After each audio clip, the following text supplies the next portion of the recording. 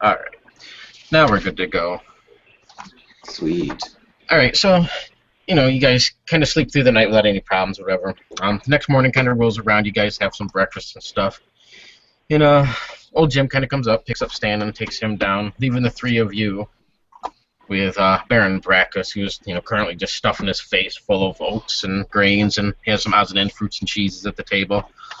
He's kind enough, to offer you guys some if you do want any, but his hands have already been dug into it all. Where you guys are at, you can kind of see outside, and there's like a really thick, dark grayish, almost black fog that kind of be rolling through the town. He notices it outside and kind of waves it off.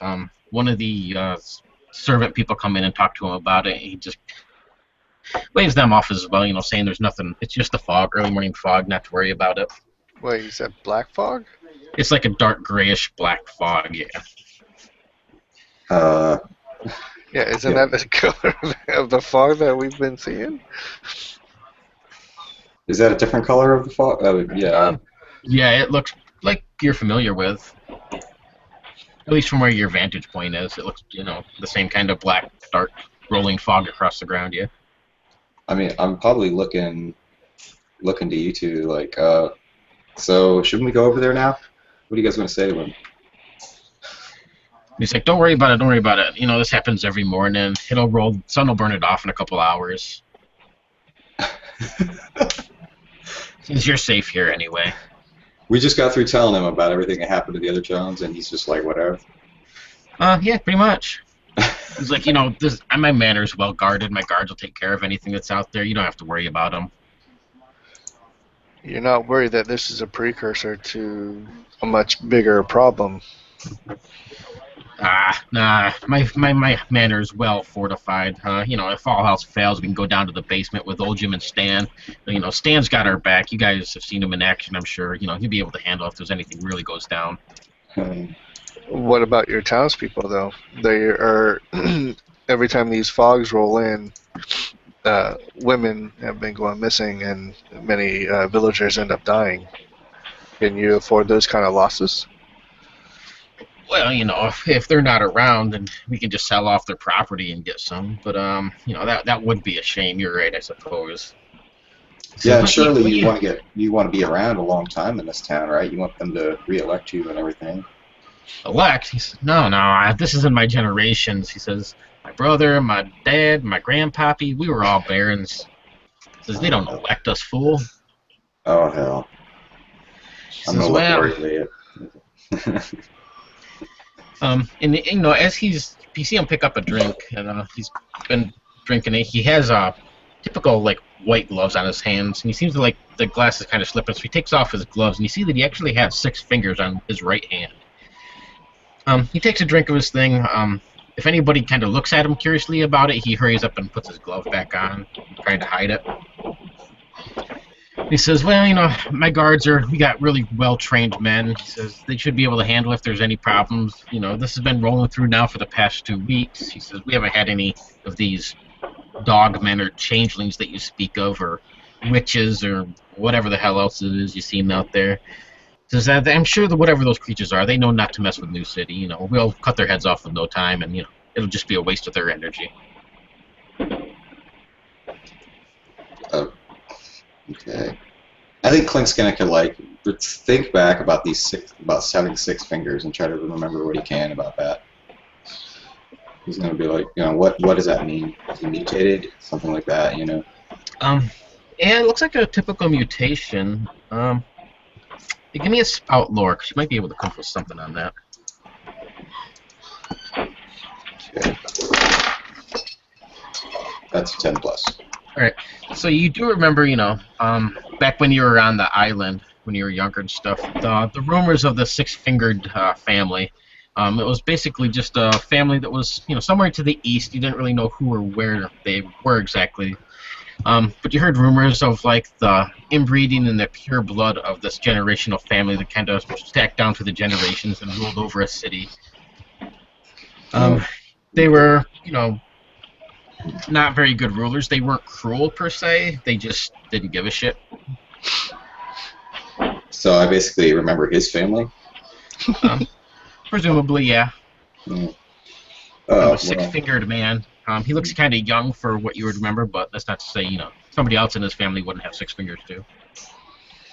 He Is he fits like that hanging sort around in of. front of us? Or Yeah, did he's he, at the table eating. you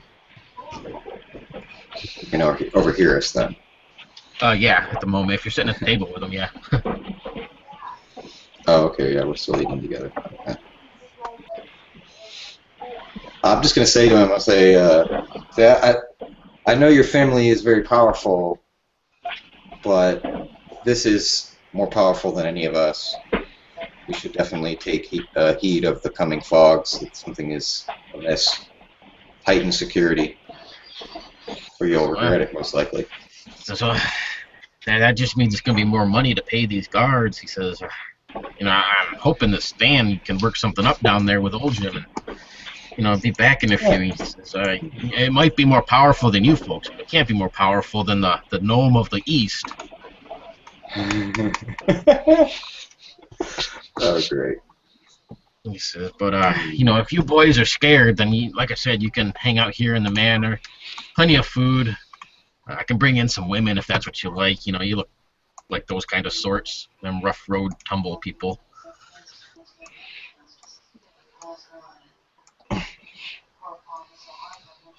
But yeah, you know so well. Well, of course, the gnome of the East will protect us. However, this seems to push the gnome of the East away, as and then I'll recall the story about what happened in Ash Alley, Okay. and how we were there with our gnome friend. Looks like we lost Albrecht again. Is he gonna be able to hop back in? I'm sure we can. I'll message him. Okay. I'll just see what's up. Yep. You see him kind of stroke his goatee a little. He says, I don't want to pay all these guards extra money for a pointless thing. Do you really think do you really have to worry about these things here? I think we do. Yeah, I think we all. I think I know. I'm trying to convince him to do it. I mean, we don't know everything there is to know about this fog. So if this has been showing up for 2 weeks, it could be the next day, it could be a couple days, but we don't know. And I don't know if that's a chance, anybody should willingly want to take. Yeah, if he's got the resources, we're going to try to convince him to use them for sure. Right. He says, well, yeah, I'll send out a messenger to, put the guards on watch. We'll put a couple more up on the wall. If this is useless, then you guys are going to have to pay me back, because I don't have the money to just be paying these guards to stand around scratching their ass, He says, if you guys came across these things, then I'll see what I can do about them. How about we go take care of the problem in New Pedwich in exchange? You heighten security around here, if you want to think of it that way. He says, you're going to go out there into the fog? Maybe we can go before. Maybe we can go tomorrow. Tonight we'll be here. But please don't let this town get just overrun. He says, all right. You're worrying about all these other people that's going to kill you, Got to look out for your own head around here. He waves in one of his servants, and the guy kind of bends down. You can see him whispering to him. You can pick up the words that he's telling them to up the security a little bit on the walls and to keep an eye out on the bay, make sure nothing's coming in with the fog. The guy nods and hurries back out the door. The Baron kind of goes back to eating his food and everything. You can see he's kind of annoyed at the moment. He doesn't really say a whole lot. A few minutes pass. The room that you're in is sort of like a long sunroom. It has kind of low windows, like chest high, give or take. You can see the fog rolling by outside. There's a loud thud, and when you guys look up, you can see a man pressed up against the window. It looks like the top half of his body that you can see anyway is all burnt and blackened. He like kind of smears down the window, leaving a bloody hand trail going down as he collapses. The Baron looks over. He's like, ah, that's not good. Nope, I think the time is now. He says, all right, well, let's go get Stan. We can hang out in the basement. Let Stan take care of this. There's no reason you guys need to, bother yourselves and risk your heads over this when we got somebody like him to take care of things. And he gets up and he's like hurriedly packing his plate full of more food to take with him. I think I send the pixie out to go see what's going on, and then probably look to him like incredulously, like, what? Leave now at a time like this? Your town needs you. He says, that's what I have the heightened guards for. He says, do I look like a fucking fighter? He says, no. He says, I'm not going out there. If you want to risk your own asses, then you go out there, but I'm going down with Stan and Old Jim.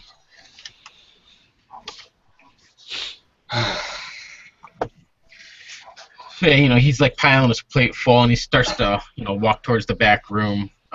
There's another loud thud outside, and you can see like another person slammed up against the window. They're like have a huge gash running across their chest and across their throat. And then there's like another thud, and there's just like bodies being thrown up against the window outside. The only ones in this room are us three. Actually, is Albrecht's not with us yet, is he? Or did he come?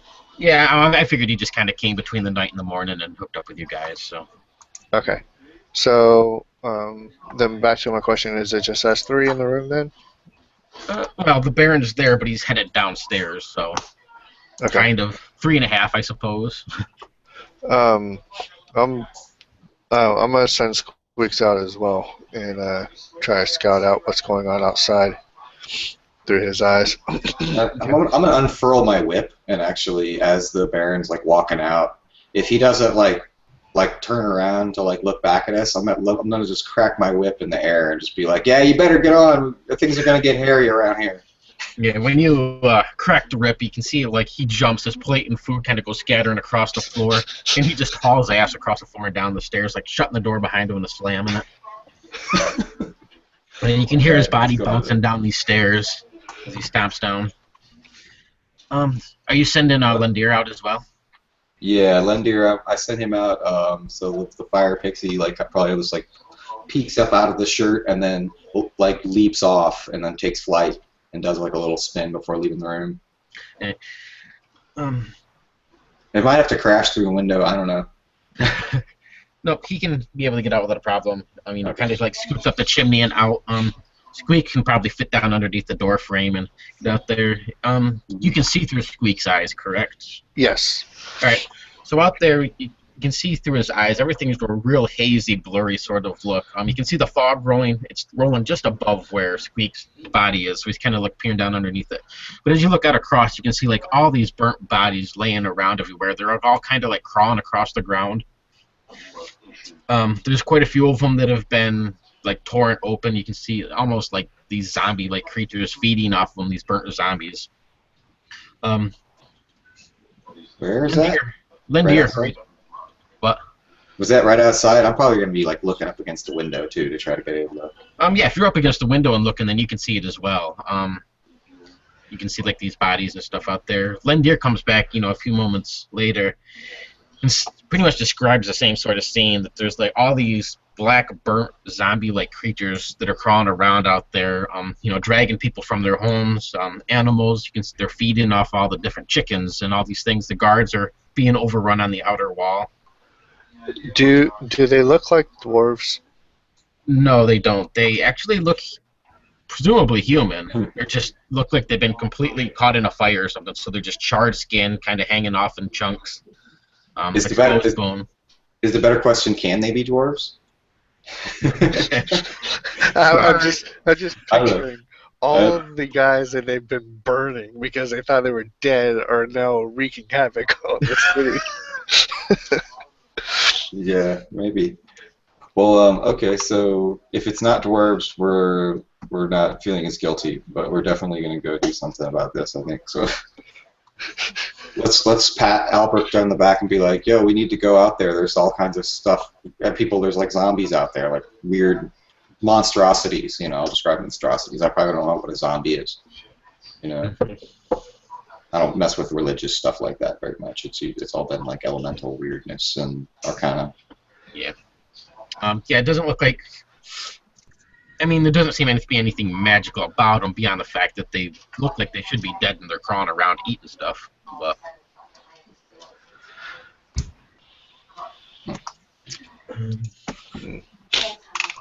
All right. So I think.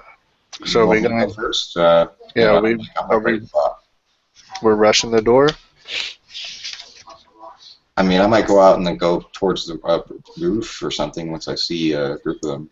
Try to get up on top and shoot down at them. Try and do like a climb or something, you know. Okay. Or we could head for the wall where they're holding it right now, I think. yeah.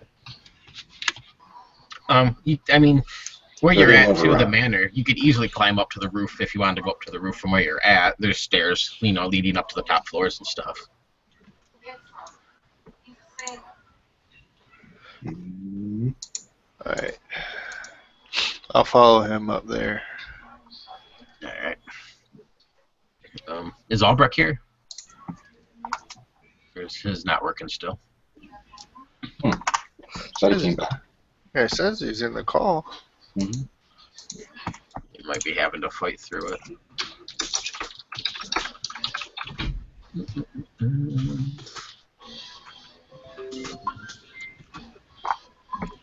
Alright, I'll give him a few, see if he pops back in. But yeah, you guys are able to, you know, climb up to the roof of this building without too much of an issue. You know, it's just kind of a big stairwell leading up. When you get up to the roof and you look out, you can see that this black fog, it doesn't look like it's an actual fog coming from the bay, but you see an old tower in the distance that's just rolling with black smoke. And it kind of rises up in the air and then settles down around the city, and then it's just kind of like drifting through the city itself.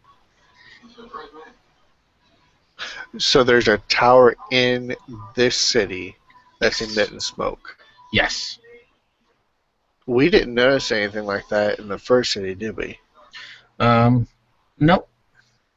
As far as you can tell, it was probably coming off the bay in Ash Alley and rolling into the town. This one, it looks more like a really thick smoke that's just pouring from the windows of this tower and from the rooftop, and then it's, you know, heavier than the air, denser in the air, so it's kind of drifting down to the ground and then rolling through the city. Coming through here, did we notice this tower before, or does this look kind of out of place? The tower would have been seen as you guys were coming into the town, but it's clearly that it's something either older or a different architect made it or something. It stands out like a sore thumb here.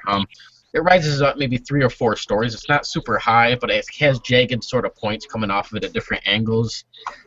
You can see windows that are kind of done that are crooked or sideways. Some of them are upside down. There's a door on the side, but yet there's like no stairs to the door. It just would open up and fall to the ground. So, like, how far are we now from the place where we're eating? His residence. How far from the tower is that? Yeah, how far from the tower is Bear and Breakfast? About 5 blocks. Well, I mean, I guess I should probably go tell him that it's not what we thought it was. We're gonna have to investigate. I don't know, so he doesn't get all pissed off at us, and then come back and then be like, "We can try to join in what's going on and help out." Looks like a fire or something. Presumably, yeah. You can see people in the distance kind of fighting at these things. The guards. Other people have taken up like pitchforks and shovels and whatever, the wagon irons and stuff like that they have laying around, and they're like beating these things on the ground. Just to be clear, though, it doesn't look like the fog, though. It doesn't look. I mean, it looks like the fog, but it's more of a smoke sort of. I'm pretty sure it's not the fog. Okay. It just has a similar look to it. Well, I'll just let him run in the basement, and he'll understand. Okay. So I guess I'll come like running forward to see what's going on and try to go see what's at the front door. I look to Albrecht and Puck. Hang on, guys. I'm having a bounce back and forth. I'm having more issues than I thought. All right, no worries. Are you gonna head out into the? Are you actually like headed out into the street then, or just to the doors and looking out? Sucks. Because I mean, as you kind of go back down to the room where you were eating and stuff, you can see more and more bodies kind of piling up outside the windows. There's probably like 12, 13 of them now. Every now and then, another one's like thrown up against the window. Whatever's actually, they look like they're actually being thrown against the windows, though. And are they just being thrown against the house, this building, or are they being thrown up against other buildings as well? From what you can see, it seems to be this one. Just the fog, or from down on the base floor, the fog or whatever this stuff is way too thick to really see too far. But they just kind of come flying out of the fog and hit the side of the windows, and then hit the ground. How long has Stan and the one guy been down in the basement? Maybe a half hour.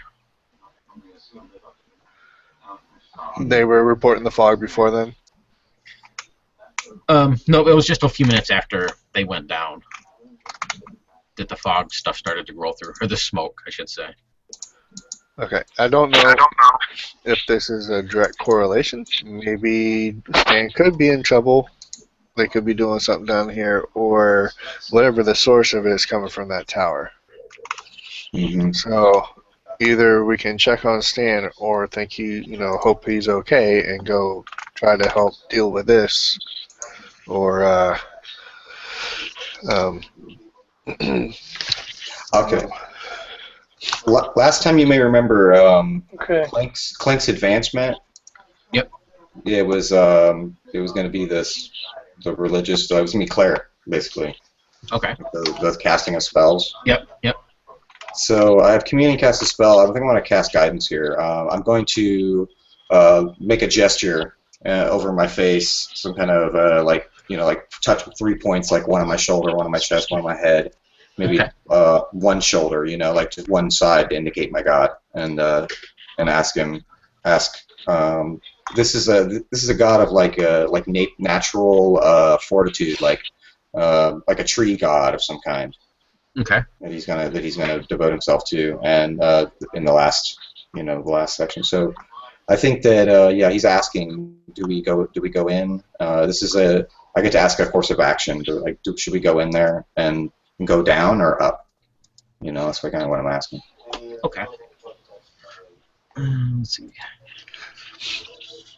So you I think a roll plus wisdom to cast, unless it's.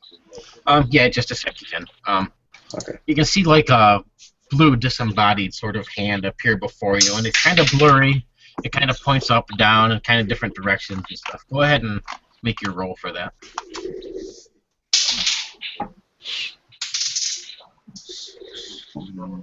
Oh, that's a 7.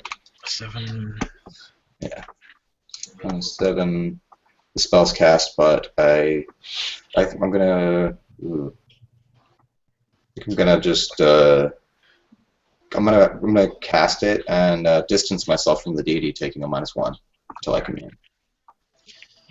-1. That's just for spells, ain't it? Actually, I'm gonna let it be revoked, because if I cast it and it doesn't do exactly what I want, I'm gonna be like, oh, never mind that, and then I'll let it be revoked, and I can cast it after I commune. Okay. I also had picked up Communion of Whispers when I leveled up, but I remember we were talking about, I don't know that I can do that yet, so I kind of like that idea that you spring it on me whenever. Okay, yeah, we can do that. So I'm not saying you have to do it now. I was just bringing that up. Not since the one guy rolled a 7. All right. Let's try this again. I went from being able to do it, but hearing and seeing everything and stutter, to getting it up on my computer, but not hearing anything because my earphones were confused between my computer and my tablet.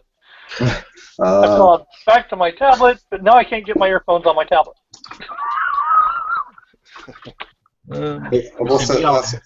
Since we have a bloody stool tavern, how about I name my tree god Bushwhack? All right, Bushwhack, the tree god. Nature's protector spirit or something. I don't know. All right. Yeah, you kind of see the disembodied greenish, bluish colored hand pointing, kind of like wave in front of you a little bit, and then eventually, when it settles, it's pointing outside in the direction of this tower. To the outside of the tower. Towards the tower. Towards the tower. Yep. All right. Okay. So So let's go. So I'll be like, bush. I won't say anything bushwhack. I'm just gonna say, it's got to be this way, and start to run forward. all right. I'll pick up Squeaks and follow. Let me read your Communion of Whispers real quick, just so I can remember what it does. Spend time in a place making note of its residents' spirits and calling on the spirits of the land with its wisdom. Okay. Yeah, if something comes up that kind of fits that, I'll let you know. Okay. Are you guys that would be like, would that be like an Indian ritual looking sort of thing, like a Native American ritual, kind of like where you like burn fires and like make it, walk around the land? That is totally up to Jonathan. I mean, what is that? What is that for you? I don't know. I haven't had it happen. I think you got to do it though. It's like I'll be interested to see what that is. I don't think you can do it right now. But you have to like spend some time. Yep, you spend some time in a place. Yeah, I'll let you know if like something comes up that kind of fits that. You can kind of describe like basically how your character does it. Give it that flavor and twist to fit your own character or your own view, basically. Mm-hmm. All right, so you're running out the door then? Yeah. All right. I'm gonna have the whip and the whip and the mace out, like ready to smash something. Okay. Roll me 2d6 plus your dexterity.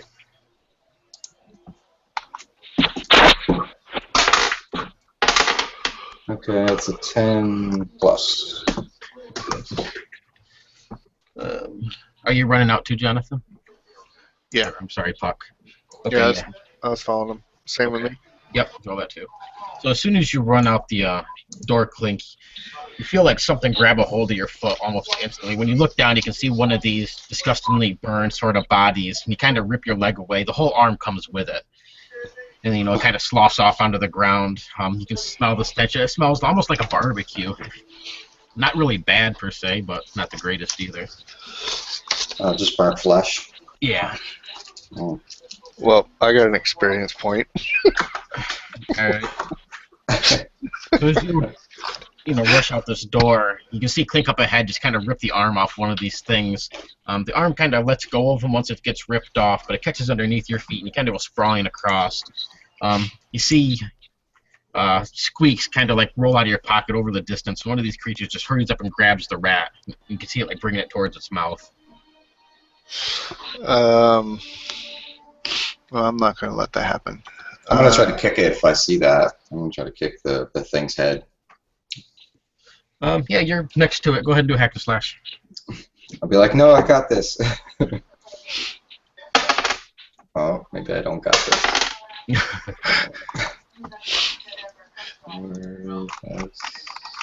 Yeah, 5 though. Yeah, experience. Well, that sucks. Regardless, I would shapeshift to go save him. And you had a chance to look over those things, right? Yes, I did. I don't have it up. Let me bring that up on my phone real quick. So let me go grab my phone since I saved it on there. One sec. So like you fall down. I kick the thing in the face, but I miss probably. So like probably I'm gonna get like gnawed on. Maybe I give you time to get your rat. What's your rat's name? Squeaks. Squeaks. Right. All right. Let's see. Let me bring that up so I have it on my phone. So if you reference it.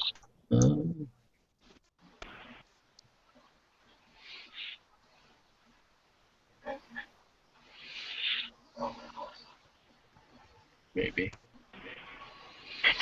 Right there. Okay. And we're back, finally. All right. Oh, crap. All right, I'm good on that. If you want to pull something from that, just let me know. Okay. Yeah, I'm gonna. I'll turn into a cane maw. All right. So describe what it looks like when you transform into this thing and what it is. So let me pull that up. Basically, it kind of looks like a like a bear. It'd be the equivalent of a bear. They have these like horned spike protrusions out from the back of their neck and go down the ridge of their back, and they actually can like solidify their skull area and kind of like it almost is like living armor. But they got two massive front um, arms, legs, things because they walk on all fours, but they can like stand up, and they use those for fighting and mauling, grappling, stuff like that. Is that more like a Pegasus or I mean not Pegasus, but a satyr like that with arms up the top, or? No. Here, I'll show you a picture of it. I'll do a screen share. I should be able to work. Okay, so no, I think I got it. It's got four. It's got four, and it just goes up on its hind, right? All right. I'm just curious. Yeah, I wish is there a way I can put pictures on this thing? You can do that screen share thing. Yeah. I don't know how to get mine to work unless I don't need the camera. Can you see that? Yep. Oh, okay. So that thing. That thing. Awesome. And And that's like if the one version is where it's hardened up and the other one's not. yeah. Sweet. I can't see it, but that's okay. I know what it is. So then I need to roll my 2d6 plus my wisdom. So as you're going to stomp down on this thing's head, Clink, you can see that you would clearly just crush it under your boot, but something grabs a hold of you by the back of the, like the back nape of your neck, and you can feel yourself just being hurled through the air. You land with a thud, and you can see this monstrous-looking ogre-type man growling down at you. Oh god. Okay. Did I take any damage? No, you don't. Okay. But you're just down on the ground prone. He's like standing up above you. He has like these huge burn marks from where whatever is burning everything else has obviously burned him. So like one arm's kind of caked in blood and charred flesh. One of his legs, he's missing like half of his foot. Okay. Okay. Is Let's try on me to this. do something? I rolled an 8, by the way, for my holds. Okay, so that's 2. Can anybody hear me? Yep. Mhm. Okay, good. I'm back. Was trying to go to the computer and that didn't work, so I'm back on the tablet. Alrighty. All right, so you have 2 holds.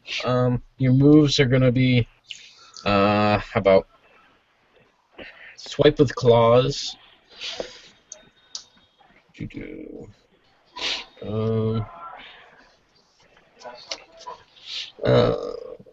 The phone keeps turning off. What about like he hardens up and hits him or something? Yeah, that's what I'm thinking. How about like a, Yeah, because I think in the description I put that they do that. They also ram things with their head. I was trying to think of a cool, like, interesting way to say that. Like overcome an obstacle with it? Get its ability to quickly cover its skull with bone, allowing its. So yeah, just do like What's it called? Like he could Actually, attack or first? overcome. yeah, do cover with bone, and let's see, ram its victims to stun them. So let's do like a ram and stun. Okay. That's what I do against that thing that's got squeaks. Alright. You are going to... Which one? Swipe with... I figure swipe with claw is just going to deal, like, auto damage, basically. The ram was done because I want to Because I'm trying to get there as quick as I can before he bites down on my rat's head. All right, so you're just charging on this thing, and Yeah. so yeah, you kind of slam into it. It kind of flies out of the way, smacks up against the wall, and you can see that it twitches on the ground sporadically. Squeaks hurries up and like climbs up into the fur of this animal thing that you've turned into. Over on the far side, this huge, monstrous-looking guy. You can see he's like standing over top of Clink. On his back side, you can see that there's like bones of his ribs are like protruding out of his back.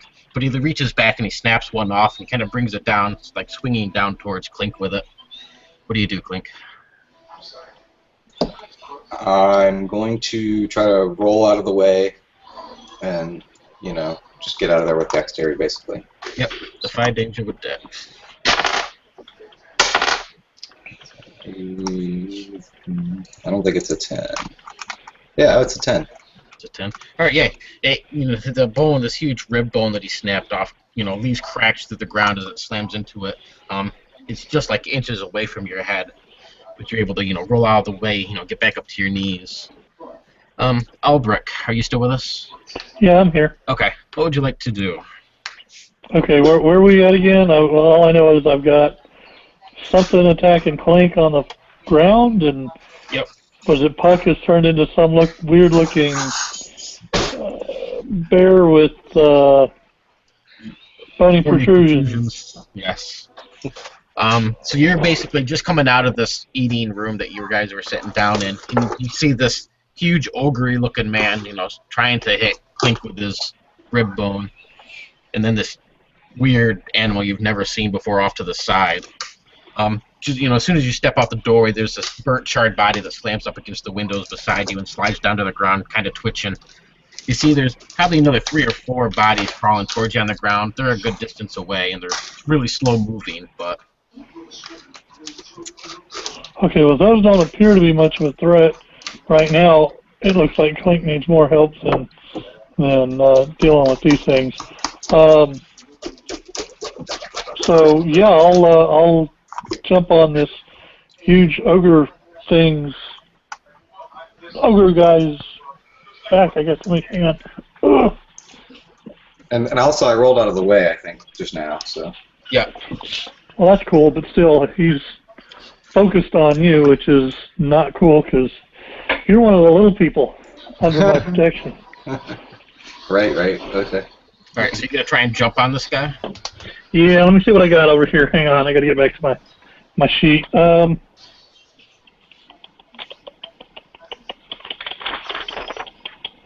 What have I got? Armor. I've got the... And...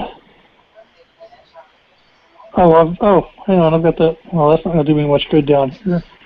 There's not a whole lot of room down here, is there? You're like kind of out in an alleyway outside the house. Yeah, there's a little bit of room. Okay, I've got that battle axe. I don't think I've got enough room to get a real good swing with that. So, yeah, I'm just gonna try to wrestle this thing. All right. So yeah, I'll jump on his back and try to choke him down. All right. So you jump on his back. You kind of get your elbow and arm around his neck to try and choke him a little bit. You can see he's like reaching back to try and get you off of him. Give me a defy danger. He's like reaching back trying to get a hold of you. What do you do? I'm on it for 8 seconds. All right. So I'm on for the ride, dude. Give me a defy danger with your strength then.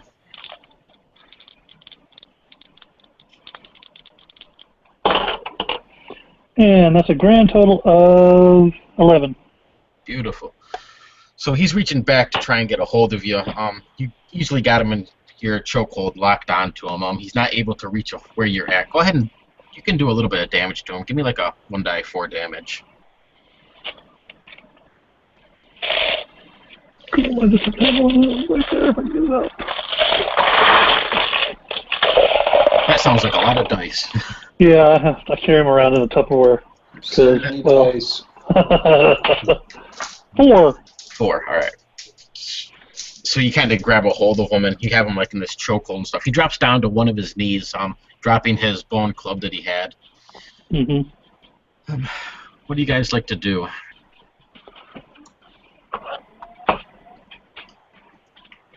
I still got one right in front of me, don't I? Yes, you do. Yep. Yeah, I should probably smash him. I'm gonna take a couple steps back and just try to like whip grab him and pull him into the mace. All right. Yeah, do hack and slash.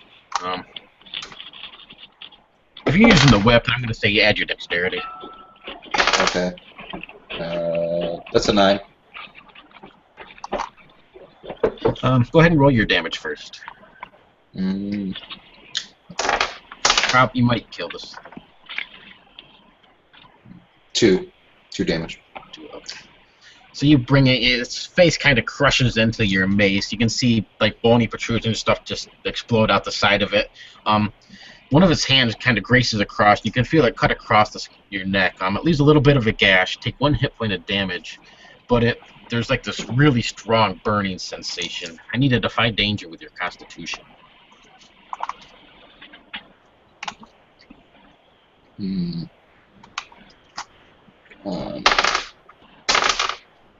That's 7. 7. All right. So you can feel like this, burning sensation kind of rolling down your neck, and your whole left side of your body feels really hot at the moment.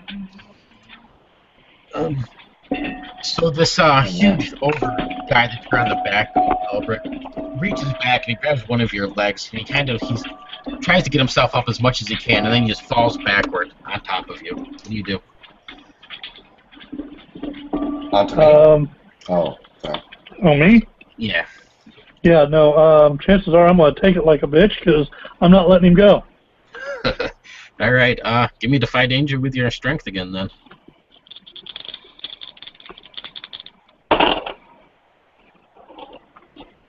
That one wasn't quite as good. I got a 9. 9. All right, go ahead and do 1d4 damage. See if you actually take him out. 2. 2. So, all right, and you're gonna take 1d6 from him, like landing on top of you. Okay. You me to roll or you? You roll. All right, I rolled a 1. All right. My armor takes that easy. Puck, what are you up to?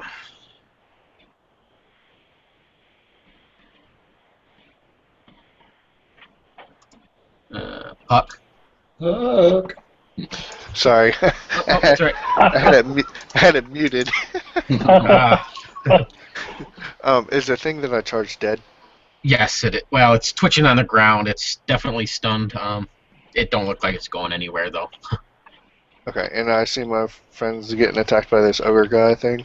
Yes. Right. You can see it kind of lift up and throw itself backwards, landing on top of Albrecht. You can see his legs flailing underneath this huge ogre body. He has it in a solid chokehold, though, and the thing's turning like a purplish sort of color. Can I assess if they have it under control or if I need to go help? Looks like he has it under control. I mean, could always help, but... let's see, Clink, the one that he smashed the face of, you can see where it grazed his neck, and you can see like a blood spilling down his neck, but the thing that he smashed is just like splattered across the ground by his feet. Okay, and there's no other ones in this room? No, you're like in an alleyway. You can see some in the distance and stuff, but they're not any sort of immediate threat. Okay, then I'll run over to Ulrich and attack the one thing.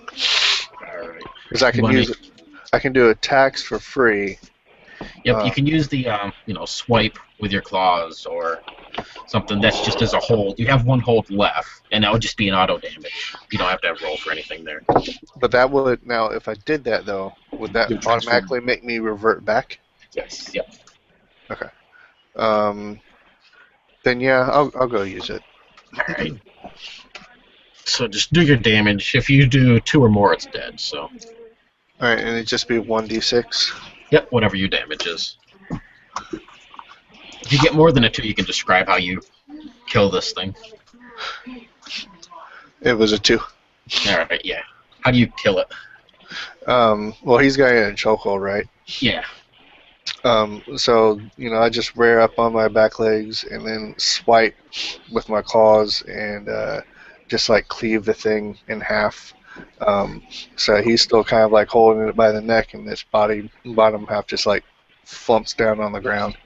And I just kind of like standing there, kind of breathing heavy, and then I just kind of revert back into my normal little halfling self.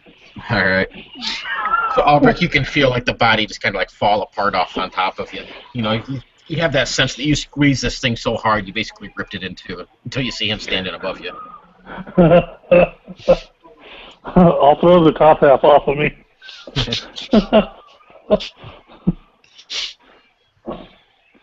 And take a look and see what else we've got going on.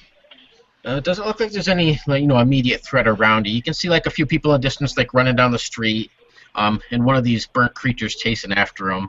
There's a few others that are laying around on the ground, but they look so burnt and falling apart that they're really not getting anywhere fast. This thick black smoke seems to be rolling across the ground heavier and heavier as each moment passes. I'm like, look, the smoke. That's the source of it. And, I'll get up at that point. Somebody's yelling that the smoke is what's causing all this. I'm on the ground, dude. then I'll help you up, and then they'll be like, let's do this. And okay, quick recap. What's going on? I just walked into this.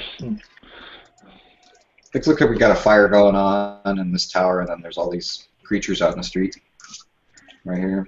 Yep. It's going down. So where's Stan? I start scanning for Stan. Stan is down in the basement of the Baron Brachus' manor. Down there working with old Jim. It would figure. We got crap going down and he's nowhere to be seen. He's being safe. Safe, yeah. Here, go check the clothes. So do we? All right. Do we want to keep going? Well, yeah, we're supposed to keep Clean this up. on. Let's go. You're gonna head towards the tower. Yeah. Definitely. All right. Yeah. Clink, you kind of have like this draw towards it from your guidance spell. You kind of have that sense that there's something very unnatural going on there. Okay. Is anybody else able to hear him? Yep. Who? Yeah. Okay, it's just me then. It's doing it again. Nope, I can hear everybody. So. No, it was you going spastic. Oh, okay. Make sure the heater and the fan is on it. Put my audio back down. All right, so I think it's on my end. I don't think it matters who's talking. When it happens, it's just going to happen. If you So miss if I don't something. answer, if Okay. I don't answer something right away, it's because I didn't hear what you said. Google Hangouts, I've heard, has been kind of weird lately, so it could very well be Hangouts too. Mm. All right, as you guys, move through the city and stuff, you come across quite a few of these bodies that are like crawling around. The closer you get to the tower, though, the bodies seem to be getting more and more horrendous. You'll see like humans that have an extra arm. You see these dog-like creatures that have two heads. More of these large ogre sort of things. Some of them have like 6 fingers on hands, and some of them have extra arms sticking out of their back. The closer you get to this tower, the more deformed these creatures are that are like laying out on the street that are burnt and stuff. Are any of them still moving? Yeah, there's quite a few that are moving out and about. You don't come across any that seem to be capable of really chasing you down or doing much, but they seem to be alive, if that's what they are. Okay. I'm gonna go over and inspect some of them. I'm gonna start kind of like, if they don't look dangerous, like to go over and look at. I'm just gonna go over and look at and like observe what's going on there. When you get close to them and stuff, they do try to like swipe at you, and get a hold of you. But you can easily stay out of reach of them and inspect them. The axe is out. I'm giving swift tip. Can I poke one with my mace? Yeah, definitely. Okay, so I do that. I poke it with the mace. So we're paused here, right? He's kind of inspecting them. Yeah, he's poking it with his mace. It just kind of makes like a sickening crunch, sort of smush sound on the side of it. You can see like blood and ooze stuff kind of ooze out the side. Oh, So, no.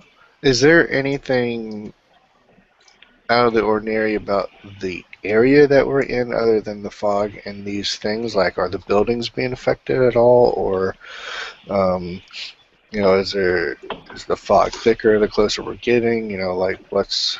Like that. Why don't you give me a discern realities check?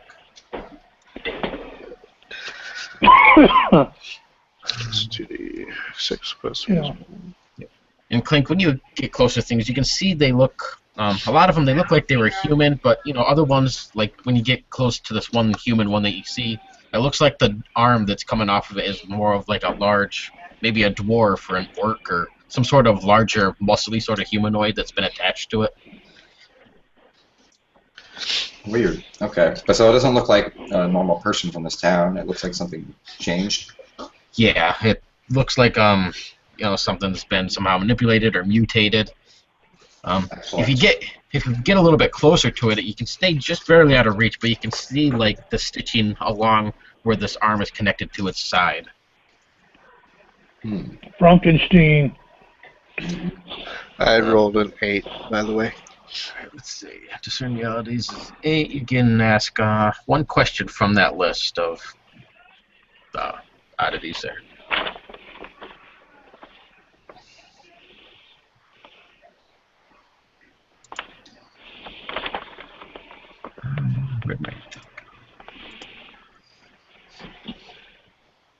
What should I be on the lookout for?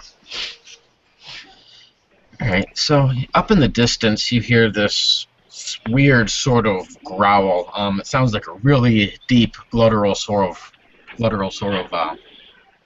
almost like a bear growl or some sort of large animal. When you look in that direction, you can see this huge beast like crawling across one of the rooftops. It has 6 legs. It looks sort of like a bear, but there's no skin on it. It just like the meat and the flesh kind of hangs off of it in charred bits. You see it like crawl across one of the rooftops, then leap down to the ground in the distance. I relay that information to Aldrich and Clink. Just point to the direction I saw it and say, I think we're going to have some problems with that thing. I do have to go AFK for a second. Okay. Looks like Aldrich is having problems again too, huh? Not a good electronics night. No, last night was really bad too. I had all sorts of problems yesterday. Okay, so I want to got dropped. Oh no, we just had Jonathan had to go for a minute. Just had to go AFK. Yeah, he'll be right back. Did you catch any of that, Aldrich? Probably not. What I caught was a large, bearish-looking thing with 6 legs. Yep. Jumping down from the top of a building, and somebody was going to relay it, and that's when it dropped. Okay. Yeah, you didn't miss nothing then. Was that Puck, or was that... Yes, Puck, yeah. Yeah, Puck saw it. He pointed it out to us.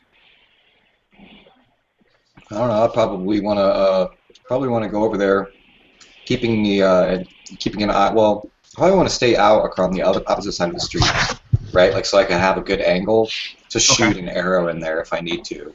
But you know what I mean? Like so, if I know it's on the left, I'm on the right side of the street, pointing my arrow to the left.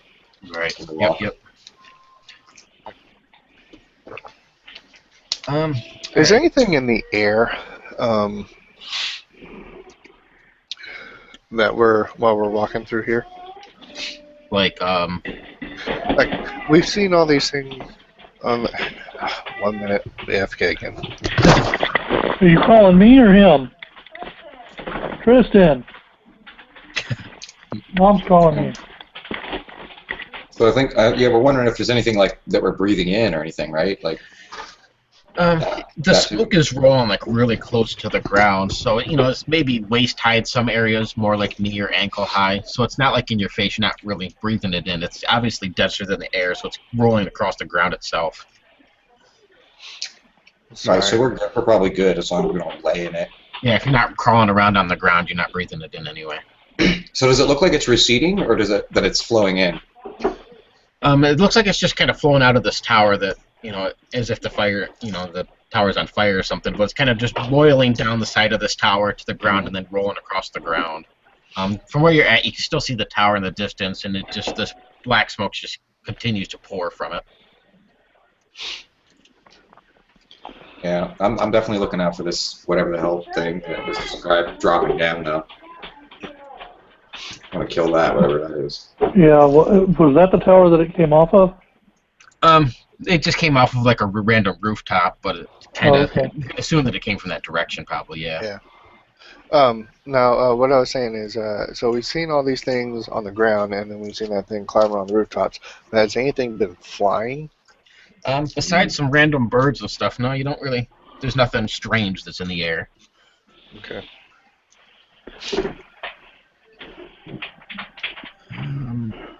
The strangest thing in the air is the decided lack of anything in the air, probably.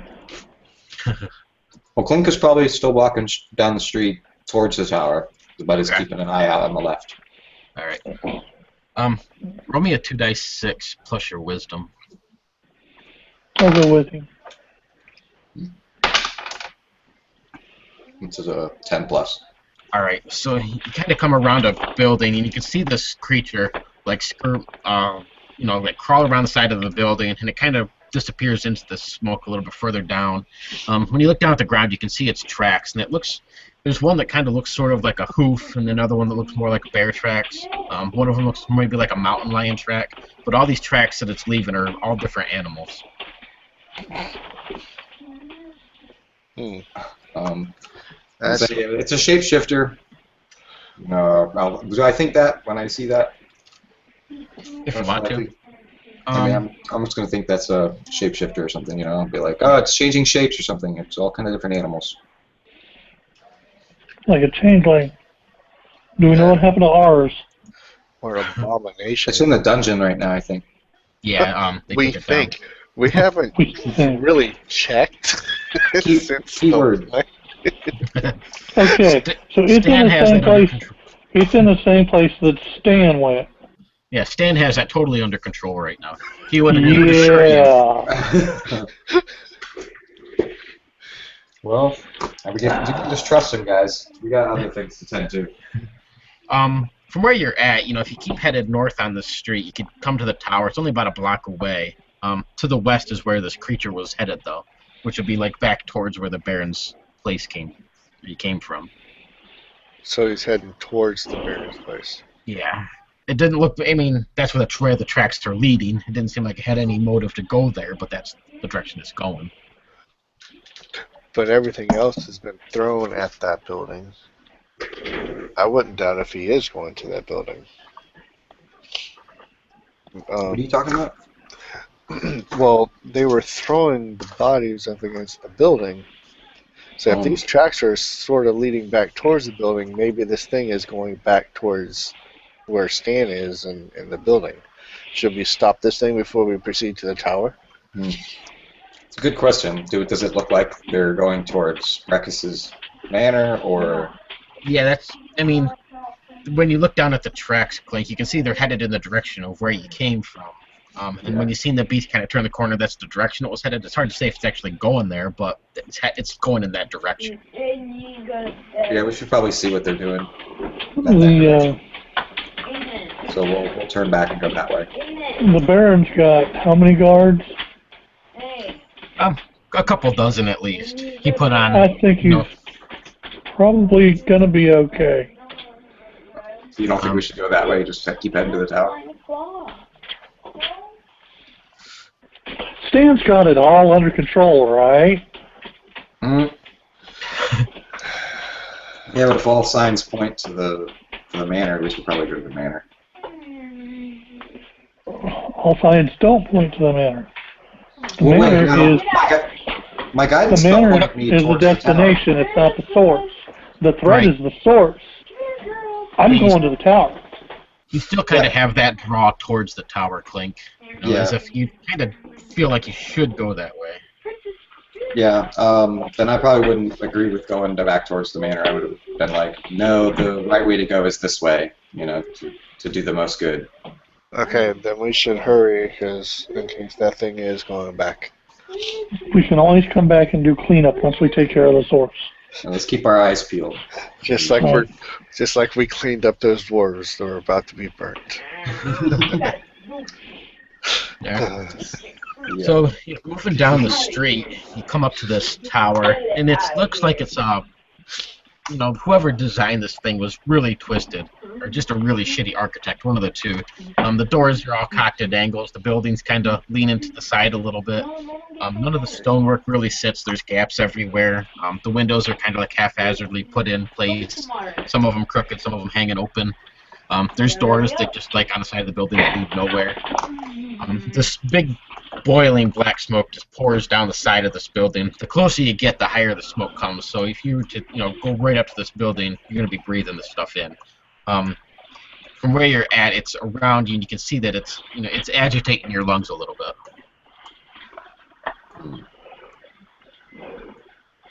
There is a big, huge main door up ahead that leads into the tower. Besides the random ones, there is one main entrance. Oh, do I feel poisoned, by the way? Just like the whole left side of your body burns. You don't feel any weak or anything, but it's just like almost like you have a temperature. I don't actually have anything to do about that, so well, maybe cure light wounds. I don't know. Yeah, you only took that one hit point. It doesn't seem like it's draining you of anything. It's just you kind of sweating a little profusely and feel warm, but it's not hindering you yet. Okay. All right. So I'll try to not breathe the smoke in. Cover my face as I approach, and keep the bow at the ready. Try to get a good look inside. Yeah, you can kind of like wrap your clothes around your face a little bit or whatever. Give me a defy danger with your constitution, but give yourself a +1 forward for it.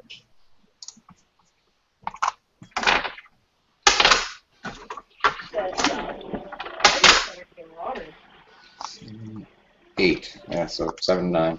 All right, you on the left side of your body where this whole side is feeling really, really hot and warm. You feel like a sharp pain in your hand. When you look down, you can see this extra finger like crawling its way out of your skin, like pops out.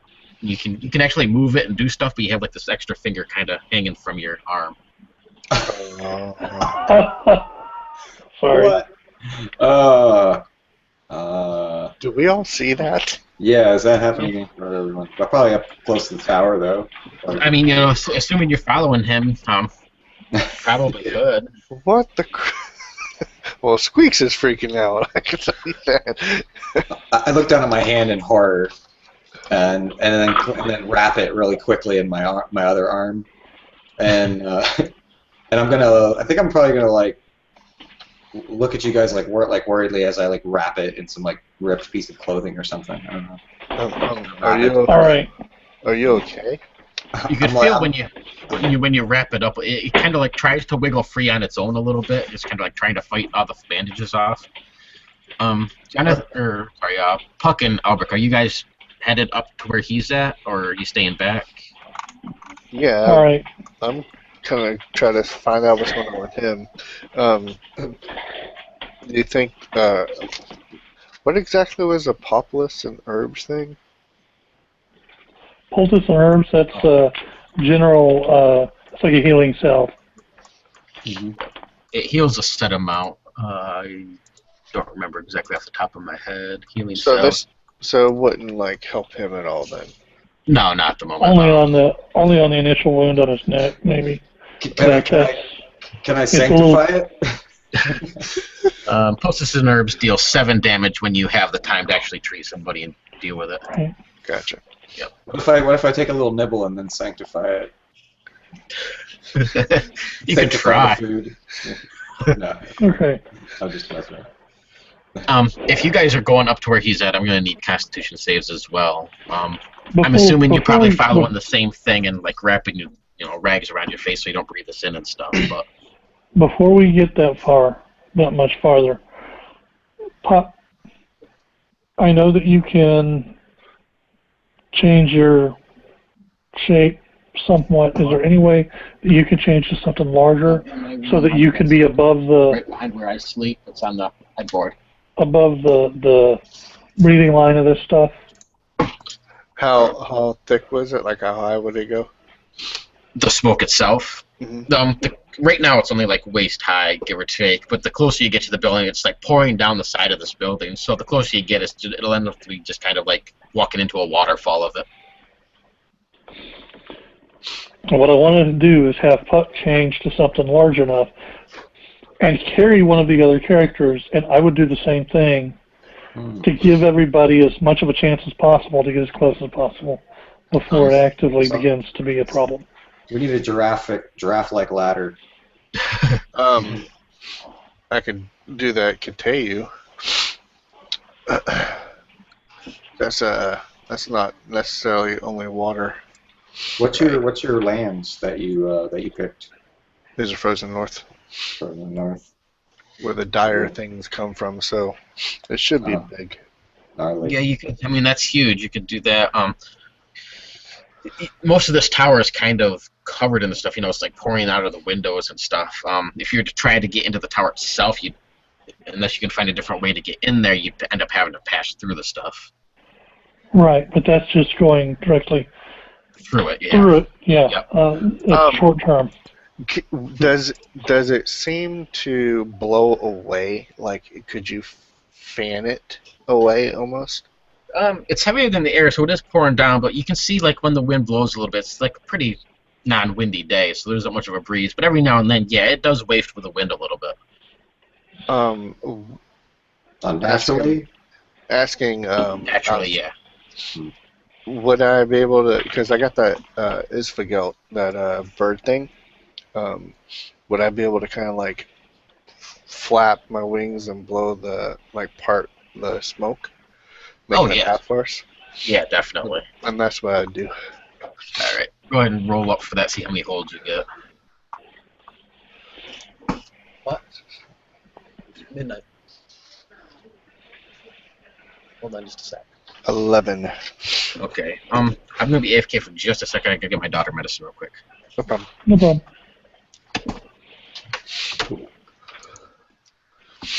Nice. So you get 3 hold on that. I was wondering if you can use moves while you're in that. What do you mean by moves? Like, are you only restricted to using hold? No, I can do like a attack. So I can attack as many times as I want. But like what he for that last thing I turned into, the 2 holds he gave me, one was that charge and stun. The other one was an automatic success on a hit. So if I didn't use that automatic success, I could have kept swinging at that thing as many times as I wanted to. But I figured if it's looking almost dead, I just go ahead and use that automatic success and hopefully kill it. But once I use all my holds, I revert back.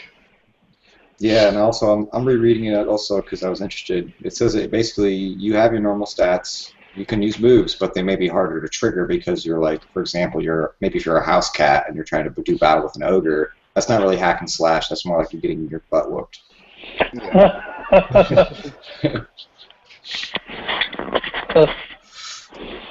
Not if you run between their legs continuously. Maybe, but you'd have to justify it. Is all. You just got to come up with cool fiction. All right. Sorry about that. Stuff. At which point it's not hack and slash, it's just trip. Yeah.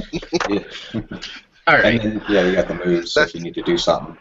That's like when that's like when I turned into the rat. I wasn't trying to attack that foreman or that dwarf guy. I was going straight for that lighter. If I would have went for that guy, I would have died. Yeah. Let's see. What did you roll? 11, you said? Yes. All right. And you turn it into that giant bird. You need me to post that or link that as well? If you want to show them, yeah. I got it How right there big on is my this screen. giant bird? All right, so let's see. How big is this giant bird? I'll let him describe it for you. I would say it's probably from head to tail 6 foot. So this wing's fan is probably like 8. Um, and it's got 6 wings, 6 legs. So it can actually like almost hover in air, kind of like a hummingbird would. Because they have to be able to fly through the ever-changing currents of the air up north. Right. And they kind of shoot like it's not magical. It's like they have a stomach acid stuff that they vomit their stuff out like a bird does, and it scrapes along their beak, so it kind of ignites it, and it's almost like they're shooting fireballs. And then they can kind Okay. You need a fireball. There's a pic of it up on here, but it doesn't describe how big it is. yeah, it's like I said, 6 foot from the head to the tail, and then 8 foot like out. So it's like Wingspan. yeah, like the size of a wall of a room, kind of. Gotcha. Let's do spew digestive juices for a move. I'll say buffet the winds is a move. And get a bird's eye view is your third move. Okay. Are you gonna have to pick up Clink? Probably not. Well, I don't know. Maybe barely, but not like fly everywhere with me. I don't know. Maybe. Yeah, I would say I could probably go a short distance. I probably wouldn't go a long distance because I have 6 legs, so I could kind of like distribute his body weight. It wouldn't be like, but But you're like a magical creature, basically, right? So. yeah, but my idea was to like part the smoke so that we don't have to worry about carrying or anything like that. We can kind of walk right in. I'll look back worriedly, and then kind of like surprised, and then scared, and then happy as you transform into this, and then I'll be like pointing at the building as you're flying overhead or something. What is your tell, Puck? Like all drones have that tell. Mine was the solid white eyes in my human form. Okay. So all these different things you turn into have like these blind eyes as well. Do you still see through your squeaks when you're these other creatures? No, I can see through these creatures, but they would look more like they're omnipotent beings or whatever. They don't look like a normal animal. Okay. They give that ominous feeling like there's something special about it. Okay. All right. So, did you want to try to buff the winds out of here? Yes. All right. Yeah, you're able to stay in place, kind of like a hummingbird, as you described it, and clear the smoke out. It kind of buffets out and around everybody, and kind of blows up into the air around, but not right there, around where you're at. From where Clink is and Albert, you guys could have a clean walk right into this tower. There's a large doorway where you're standing. It's set in a couple feet. The door itself is made out of like a heavy wood of some sort, and it has a big, huge. It looks like maybe it was a tree limb or a whole tree at one point in time dropped down in front of it, so you'd have to try and get that out of the way if the doors were to open up. Almost like a bar across the doors. You can see like the doors would open outward, so the we gotta pull that. Whatever would be there, probably did put it there to keep whatever's in the tower in.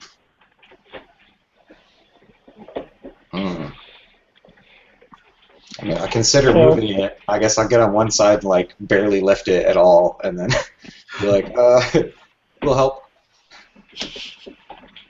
Okay. Probably not a real good idea. Whatever this other stuff is has been coming out of this thing.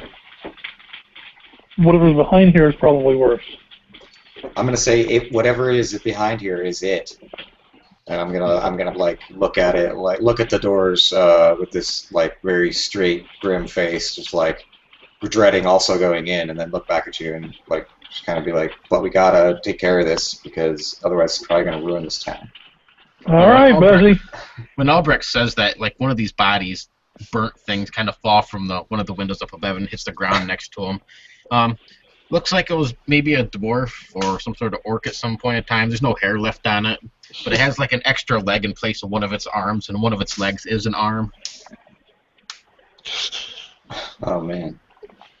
I'm just gonna point at it like wickedly, like, oh, it's unnatural. Oh, you know, and I'll spit at it, and then. All right. You want to try and move that tree trunk, Albrecht? Sure. All right. I need to bend bars and lift gates from you then.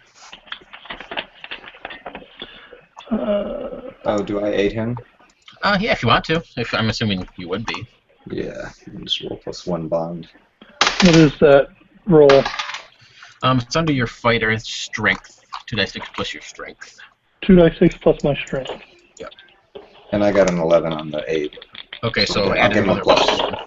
Yeah, I'll give him a +1. So I got let's see, I rolled a 10 plus 2 is 12 plus 1 is 13. All right, so 10 plus 2 is 3. Under your bend bars, lift gates move, you can choose 3 of those options. Or if it's easier, choose the one that you want to happen. Yeah. It doesn't take very long. And you get 2 more. Yeah, you get 2 more. You can either choose the 3, you know, Oh. so you can... Oh, so it does take a long time, basically. Okay. Yeah, if that's what you wanted. Either way, whatever works easier. It doesn't take very long, nothing of value is damaged, and it doesn't make an inordinate amount of noise. Alright, so you're able to, you know, heave and shove this thing off. You can see this tree. It's old, kind of brittle. It was lodged in there really good, but, you know, when you give this all the strength you got and you shove this thing, the middle of it just kind of snaps and buckles a bit and falls into 2 pieces down on the ground. The door kind of hangs open just a little bit, and you can see more of this black smoke start to roll down through the ground from out this door.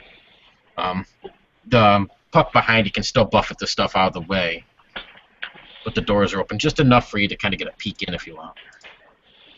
All right, I need to see if that smoke is coming from above inside as well. Does it fill the tower is what I'm saying. Right. When you look in, it's pretty much just darkness in there. You can see like a few glowing red orbs scattered around the room. Excuse me. There is smoke along the floor and stuff, but wherever the smoke and stuff is coming from, it's up above in the tower somewhere, not on this level. Okay. You can see like some trickles down through, but nothing. Right. Well, I guess I see this also, so I guess clutching my hand, I go in and have the mace out. Is it dark in the tower, or is it just... I'll cast light. I'll cast light if it's dark. Say, yeah, it's dark. There's a few like orange, reddish colored glowing orbs that are hanging from the ceiling, but they're not enough to really give off any sort of light. Does anyone have anything they want me to cast light on? I'll pull out something, I guess. Maybe one of those animal bones. I'll cast light on it. Okay. Let's see. 8. So, I can't cast spells very great, so... You can cast it on your extra finger. You'd be like E.T. I think I'm just going to forsake the spell, though. So basically, as I cast it, I'll probably like shake my head a little bit as I get some feedback from the spell casting, and I'm basically choosing to forget that spell as my 7 and 9. What kind of light does this end up producing? Like what color light? It's like a fairly bright green kind of hued. Okay. Like mostly bright, mostly like a white light though. Okay. And it's just got the subtle green. Just a nice subtle green. Yeah. Right, the room kind of brightens up. Looks like the main floor of this building. It's probably about 30 feet in diameter, fairly circular. It's kind of shittily made and, you know, kind of wobbly looking, but they tried to make it semicircular. Right in the center of this place, you can see this large tree growing up. It looks really old, decayed. It's like black and covered in soot. If you get a little bit closer to it, you can see it probably was an apple tree or some sort of fruit orchard tree. It's maybe 20 feet high, fairly. If it was outside, it'd be fairly full of leaves and stuff. But here, it's just limbs and it's all covered in soot, burnt.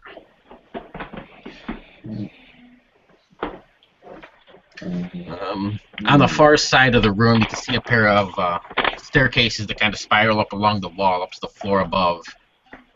Beyond that, there's just like rubble, old furniture, some old paintings and stuff scattered on the floor, shoes.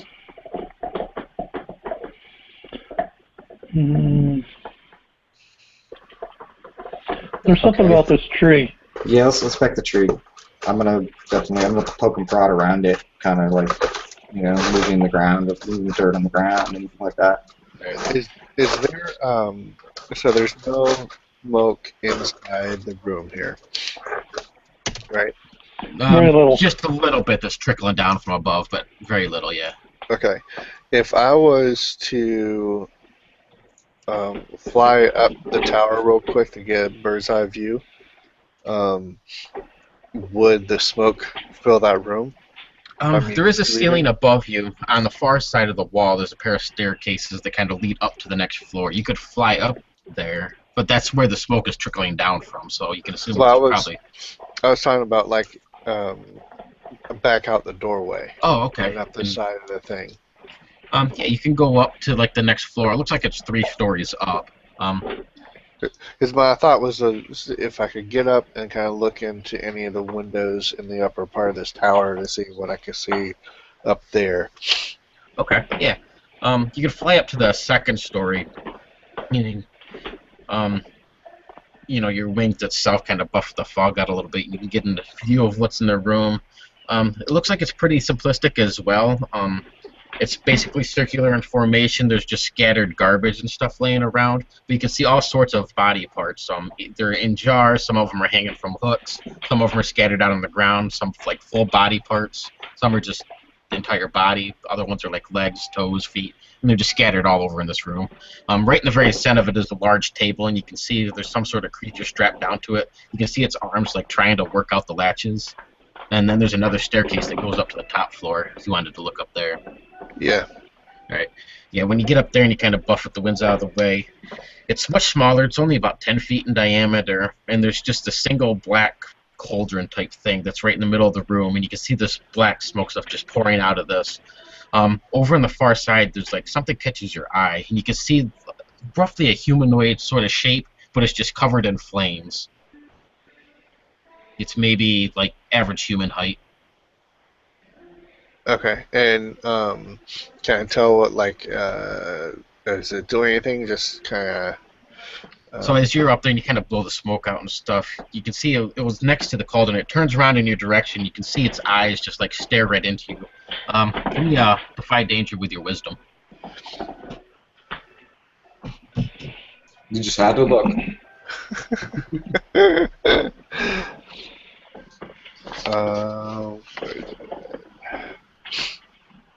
And I will defend his right to do so. It's a 7. 7. All right. So when this thing stares at you, you can feel like your insides are on fire. Everything just kind of erupts in flame around you. When you look, at your wings that are in front of you, you can see flames pouring off of you. Take 1d8 damage.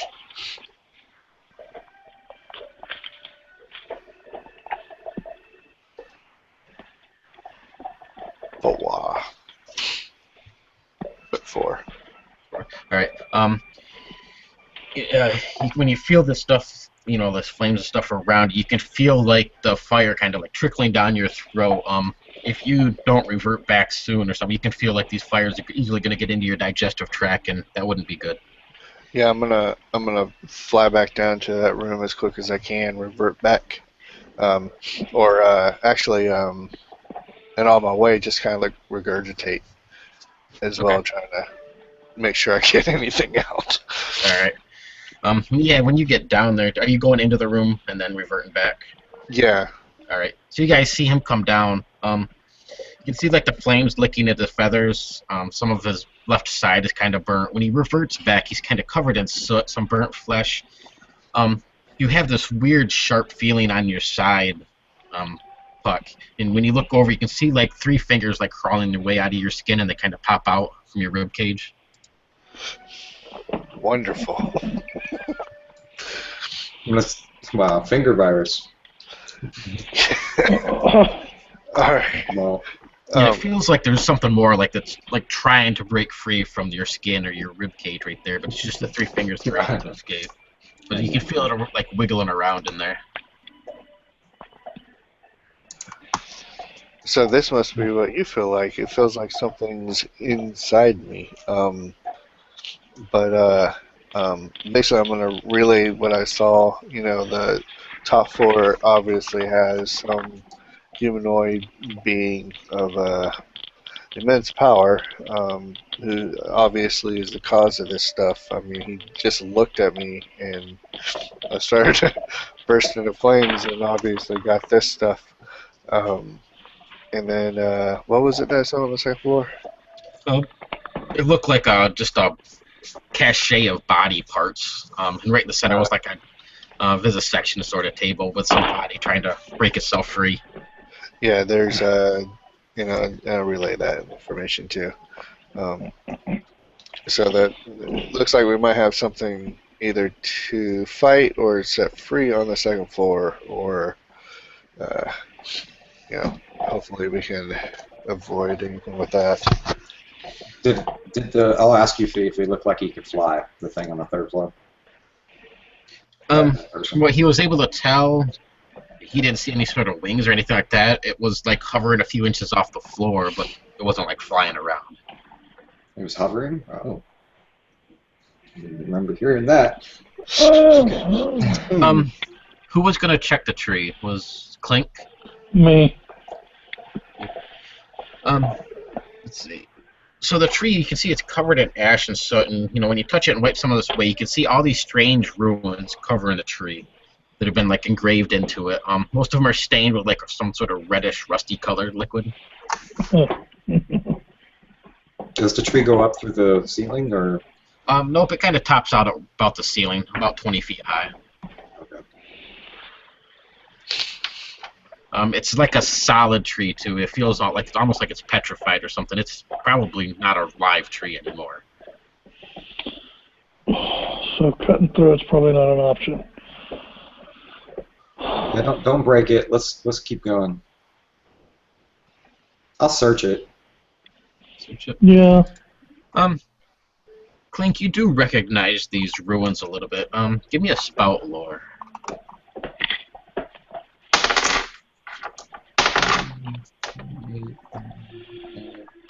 It's an 8. All right. Back on your island, you heard the stories of Flame Raz. Tell us a little bit about these things. What am I was actually trying to just check the tree, so I'm not sure what I'm looking at. These ruins that you see in this tree, you can see they're engraved and they're kind of like burnt into the wood itself and stained with some sort of crimsony sort of liquid. These things were really common around the forests of the island that you came from. But they were said to, these flame raz were said to petrify the trees, leaving their marks on them. What were flame raz like, or what are they that you've heard rumors about? And I'm thinking a monster, right? Some kind of monster. So sort of, yeah. Maybe like a. I think it's like the whole process is like part of a demonic ritual of some kind, and they're using blood, real blood. They're using bones to carve it, and they're like pretty much eat. They cannibalize what they use in their rituals. Yeah, right. So these are like people who are trying to absorb the power of some demon. That is a wonderful idea. Thank you. Mm-hmm. Yeah. Sounds Albrecht good. knows all about these things, apparently. Yeah. Albrecht's helping me remember. Well, he needs to quit helping you remember. No, it'll be a good show. It'll be a good show.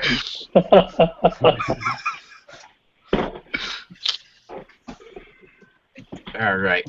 What do you guys like to do? So, Clay, What is the connection between these things and their trees? I'll look at you and kind of like shake my head and like turn and put my head down like that's probably why you asked to. And then as I look over, I'm like I look reluctant to say I recall the story about someone I know, a woman that was a mother of several children who had been killed and consumed in one of their sacrifices. And so I'm just like, this is not good at all. This is island magic. And I look worried, visibly worried. So does Lender. Yeah. Lender's like hiding behind me as I talk about it. And then I'm actually going to put the mace away and try to grab something like more like a sword. Grab a sword, there is like scattered. This whole floor is kind of scattered with just old supplies and crap. You'd easily find a sword through here if you wanted a sword, if you don't have one already. Yeah, I just want something pointy. Yeah. Yeah, there's definitely a sword, like a short sword. Whatever kind of sword you want's fine. I set the axe between my knees for a second, spit on both my hands, rub them together, and grab the axe. Let's go! And as I pick up the short sword, I'm looking at it, kind of like giving it a little balance test, and then run up behind you. Yeah, it's just your typical short sword. It's kind of a little bit rusty, needs to be cleaned up real good and stuff. Still seems to hold a pretty decent edge, and you can see that the handle of it's kind of inlaid with like some sort of black vein obsidian or something, and at the very bottom it has a little red ruby. Oh. Yeah. Okay. It looks like it needs to be cleaned up though. So it's a rusty sword or something. Yeah. So the whole floor is just covered with junk. Yeah. I'm gonna let Squeaks down real quick. Let him kind of run around the room, see if he sees anything from that kind of a vantage point. Are you looking for anything specific or just in general? Like trap doors or like secret type stuff. If this is a tower, it might be like a basement, something like that. Yeah, he doesn't come across any sort of things on the floor itself, but as he gets over by the stairway and stuff, he lets out like this loud squeaky that there's something over there. I don't remember. Are you able to communicate with him? Yes, I can understand his chirps and all that stuff. All right, so he seems to be warning of some sort of trap on the stairway that he senses is there somehow. And when you get over next to him, he's kind of directing you towards like a small little hole on the side of the wall. Now it looks like something is triggered on one of the steps, on the third step up. Okay. Does any of us know how to disarm traps? I mean, I'll look at it and try to figure it out. Start poking my fingers in there, looking around. You're like, well, I got a couple things in my pack here. It might help. Yeah, that one's at the other tower. And then I look disappointed as I realize that I don't have a whole lot that actually would help. I'm just like animal bones and a ring, and I'm like, yeah. You can see that it looks like the third step itself is maybe some sort of pressure plate. And it looks probably like murder holes or arrow slits of some sort. As you kind of look at the few steps, the fourth one has it, the fifth one has it, so you're going to have to like skip the third through the sixth step without trying to trigger any of those, unless you have a way to disarm them. What if we have somebody like throw something? Like, what if we throw some of this junk on it? Yeah, let's take some of the junk and pile it. I'll pull Squeaks back, and I think that's what we should try to do is trigger it, see if it rearms itself. Maybe it's a one-time only thing. All right. Yeah.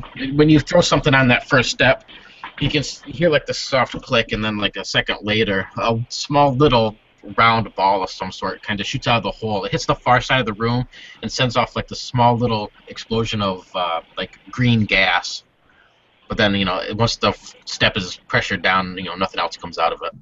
You poke it a few times and it doesn't seem like it triggers again. Okay. So why keep just kind of slowly work up, because obviously this place is trapped. I don't think we should be rushing around. Yeah, I look worriedly at Puck like, yeah, let's go slowly. How about that, Albrecht? So, it does the same thing on each of the third through the sixth step. You can pile some stuff on there. It triggers a trap, and it's just these small little beads kind of come out of these murder holes and explode on the side, and they just have like this green gas that slowly drifts down to the ground across the room.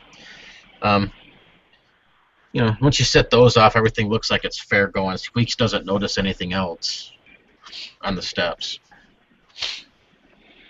The green gas, does it appear to be lingering? Yeah, it kind of lingers around in the far side of the room, slowly drifting to the ground. Okay. Drift into, or just... No, Down just to. just drift down to the ground, and then it just kind of dissipates. Okay, so there's nothing under the floor. No.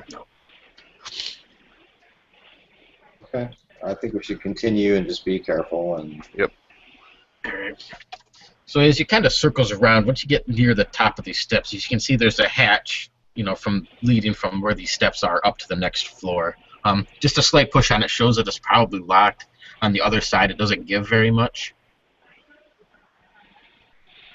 Albrecht. I'm right here. I'm right behind you. Do we want to maybe check the door before we push it?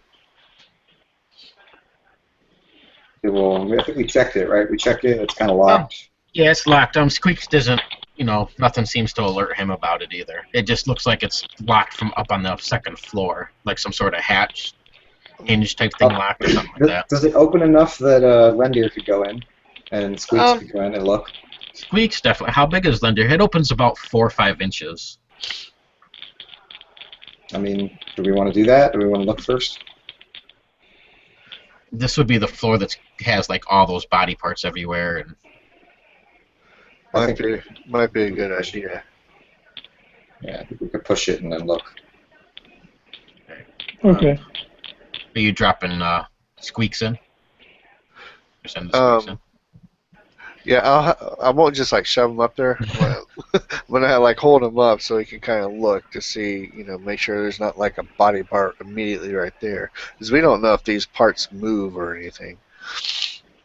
Yeah, like we should hold it up. We should hold up the door a little bit and just kind of like peek and look around at all, the piles of bodies around and see if they're moving, writhing or anything. All right. So as it kind of comes up, this tower seems to be getting a little bit thinner, or coming more to a point. So this room is probably about 20 feet in diameter, give or take. And you peek up a little bit, you can see the ground is littered with body parts. There's nothing right next to the hatch itself. And it looks like once you open up the hatch, the stairs continue to wind up to the third floor, or you could walk into the room itself. Most of the body parts seem to be like sporadically wiggling around or spasming on the ground. There's none right next to the hatch itself. You can kind of see this dissection table type thing in the center of the room. It looks like a large stone podium. It has all the same ruins that were on the tree down below. Fresh blood kind of spills over the side of it and onto the floor. This room is really, really hot. You can feel like a blast of warm air constantly rolling down through. And there's something on the table. You can see its arm over the side trying to unlatch itself. It's been tied down to this table. Yeah, that's the thing I saw earlier. Yeah. I mean, do we rush it? Did it look? I couldn't tell if it was like an evil thing or anything like that. Could I? No, they weren't able to really make it out. You could see that as part of its body was burned. It looked humanoid shaped, but it was really small, like smaller than a halfling, smaller than what you are. But yeah, you weren't really able to make out what it was from your angle.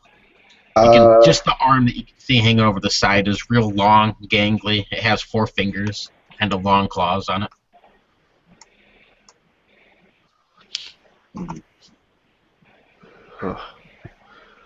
I mean, I can detect alignment, but that's about it. Yeah, I would say because the question is, It's not. it's on the table, it's strapped down. If it's evil, should we rush and try to kill it as quick as we can when it can't fight back? Or if it's good, I mean, do we want to try to... we could either mercy kill it or maybe leave it there to find a possible cure. Well, let's look at it and see what we can discern about it too when we get in there. If it's tied down right now, let's just get in there. Well, it's been picking at things. I would hate for it to unlock as soon as we get up there. Well, we'll know if it's evil then, won't we? Well, yes, I guess we would.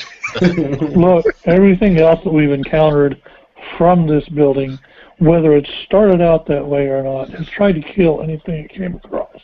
I don't think there's any hope that this is going to be any different. The best thing that we can do is get in there and dispatch it before it has a chance to do the same to us. Unless it like talks to us and says like "help me," I think I'm just gonna probably take one look at it and smash it. I guess, but I hate killing anything unless it's inherently evil. I'm gonna look at it. I'm gonna look at you like inherently evil is anything that isn't part of our natural surroundings. Mhm. And I'm looking like even these man-made things that we hold in our hands sometimes can be instruments of evil. It's just all in the intent. I guess you can look at it that way, or the thing wielding it. I'll say I trust in our judgment. Remember, short swords don't kill people. People carrying short swords kill people.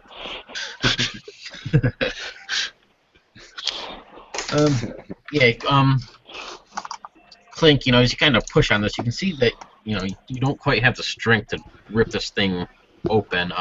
Probably going to need Albert to, bust it open unless you have a different way. You could maybe pry it. You can see where the hinge is from your angle. If you could get something in there to pry it up, you could maybe do it.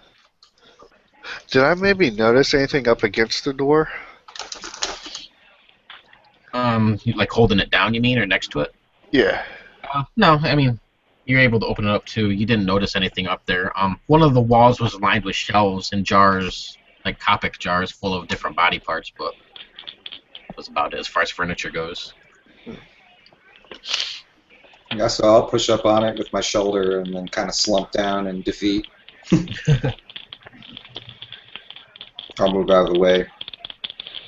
All right. Here, hold this. I give him my axe.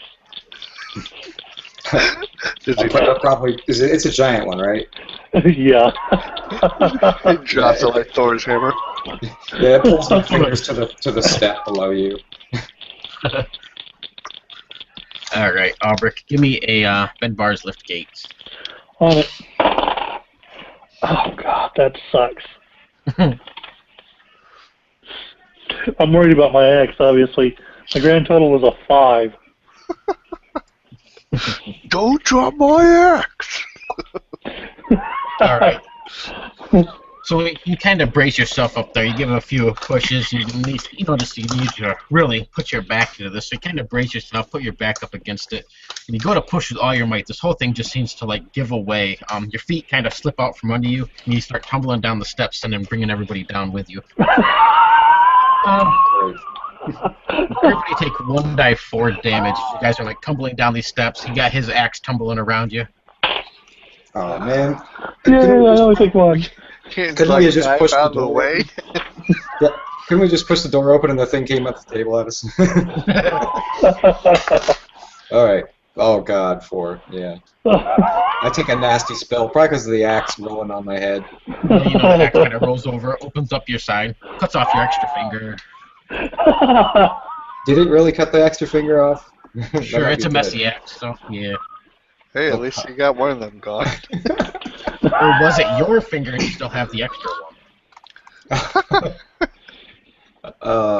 At least you have the right number now. It's interesting either way. So, what do you think, MC? You know what? I'm gonna take your middle finger off. That way you have this extra deformed pinky. Good luck drawing a bow with that.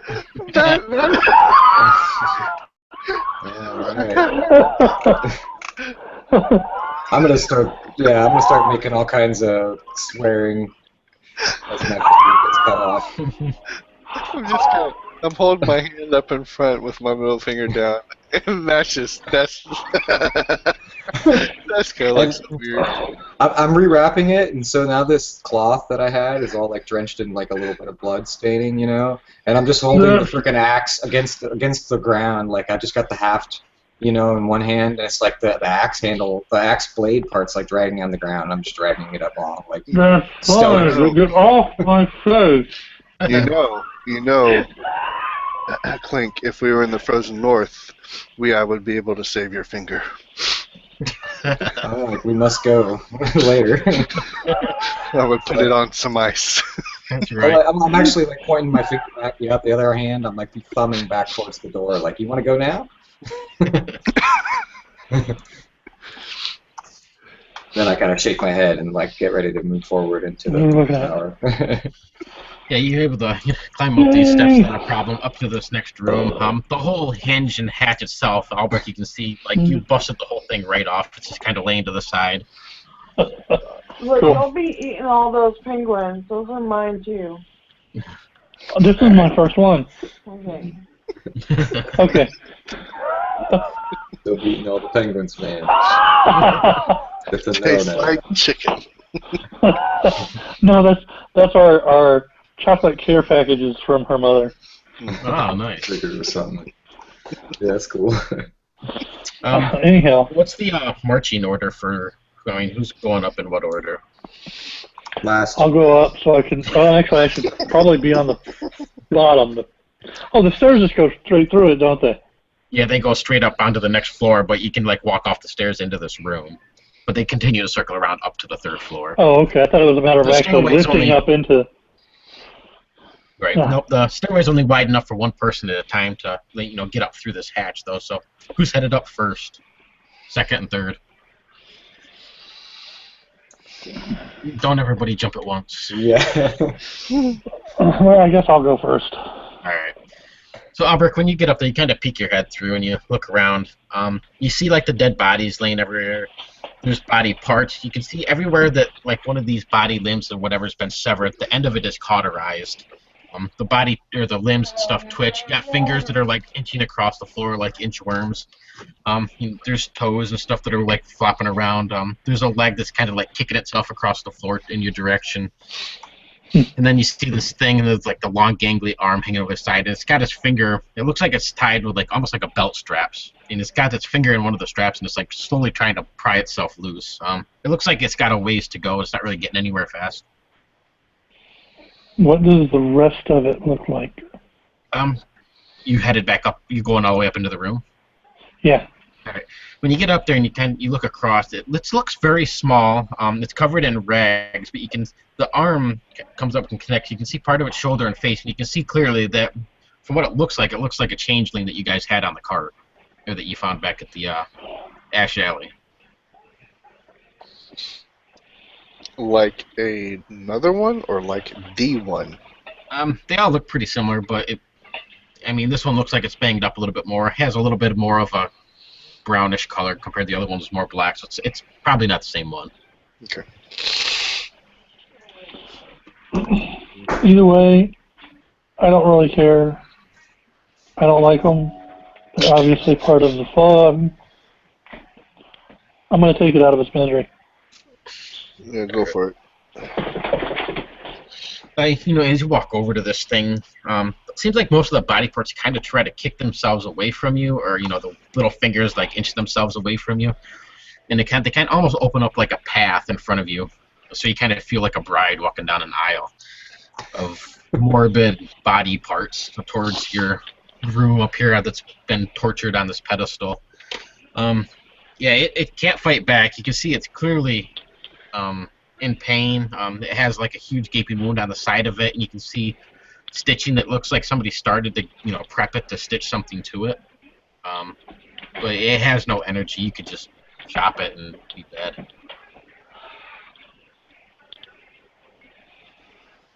I'll be peeking up over the landing, kind of like as you're doing this, you're about to chop it, and I'll give you like a thumbs up as you're about to do it. I'm like, just like a hand wave, like just do it.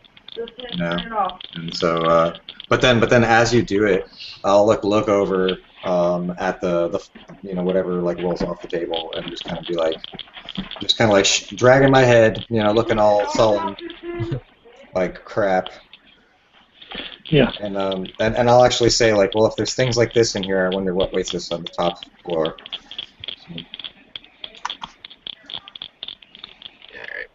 You want to go ahead and kill this thing, put it out of its misery, or? Yeah. Yeah, let's go ahead and take it. All right. Yeah, you can just kind of drop your axe on it. You can sever its head easily, or whatever you do to it. But yeah, I'm gonna give it a good clean beheading. All right. So you see the head of it kind of roll off this pedestal thing and roll across the floor. Clink. When it comes to rest, you just see these like pale, vacant eyes staring into yours. Oh my god. Yeah, I'm gonna actually go over to it and do like a right over its body. Scare the like crap return out of it. me. I'm gonna like You're supposed to be return it to its rightful place Okay. in the world. All right. Yeah. Kind of have that a little bit of sense of relief, I guess.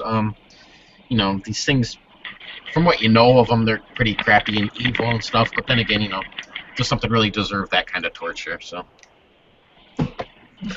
The rest of the room, most of these body parts and stuff, they just try to like wiggle themselves out of your way wherever you happen to walk around. All the Copic jars are full with like intestines and internal body parts, eyeballs, things that need to stay wet.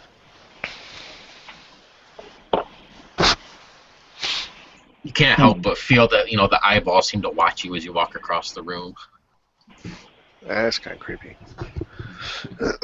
Do we see how we get to the next room? Yep, the stairs just continue to circle up along the wall up to the top, or the next floor, and again, there's a hatch up there as well, like a wooden hatch. You can see the smoke trickling down from that floor. It looks like it's a bit heavier. It's not in this room either, really. It's just tendrils of it, flaking around. But if you were to open the hatch, you can see clearly that there's smoke right around there, and it's kind of drifted down through. So it's where all the smoke is coming from. I'm gonna look around at the things in the room and pull some of the jars to the side and like look behind them and stuff like that. Give me a discern realities.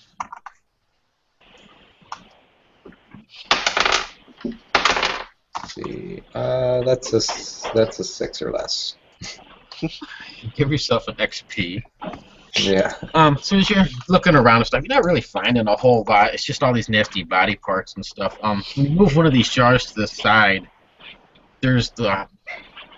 Hey, back it off. When you move one of these jars to the side, the eyeballs that are inside of it and stuff just kind of blink and look in your direction. It catches your attention for just a moment. When you look back to where the jar was, this hand like kind of leaps out from behind there. You can feel it crawl across the side of your face, like down your body. It just gives you more of the heebie-jeebies than really doing anything.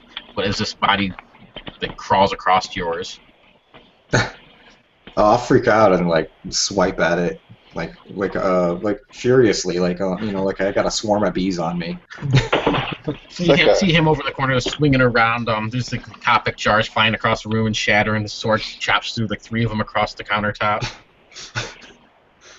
There's like livers and eyeballs and hearts kind of flopping to the floor with thuds and swishy sounds. He's made like a huge ruckus though, and when he does this, you can hear something upstairs kind of like scrape across the floor for a few seconds. Oh, crap. Are you done making a mess? Well, there went our element of surprise. Oh, I don't think we had that to begin with. Yeah, I'll be looking down at the floor like, really? Like, the only thing that could surprise him now is maybe your mouse. Maybe it squeaks. No, I'm not sending squeaks up there by myself. Well, No. well, then it's us. Yeah, up here in this room, it seems like the temperatures went up a good 15, 20 degrees. The closer you get on the stairway and the further up you go, the hotter it gets. You guys feel that? Yeah. Wipe some sweat off my brow. Get it out of my eye. Probably burns my My chopped finger. The salt gets in there a little. Yeah. Hey, just so you know, nobody clap me on the back for a little while when we get out of here. Scale armor, it's kind of warm. We both won't like it. Okay. So I'll check my leather armor and just, I guess, keep my I'll keep that rusty sword out. Okay. Probably. All right. Beyond that, there's not really a whole lot in the room, besides all the disgusting body parts and whatnot. You can see, the windows themselves kind of peer out over the city. You're up, at about the second story, which is where most of the other rooftops were. Albrecht, as you glance out one of these windows and stuff, you can see that weird beast, six-legged beast creature in the distance. You can see it crawling across the Baron's manor, across the rooftop of it, and then it drops down on the far side. Okay. Oops. This room, how tall is it? 20 feet high by about 20 feet in diameter. There goes that idea. And I'll say, I really didn't get a good look, but I'm not going back over there. That was weird. Something was over there. No, I was thinking he's expecting us to come to the doorway, to the trap door. If there was a way we could force our way through the floor Yeah, it's somewhere else. It looks like it's some sort of solid material. It's not really stonework, but it's something different. It's hard to say. Nobody here's a dwarf, so. Yeah.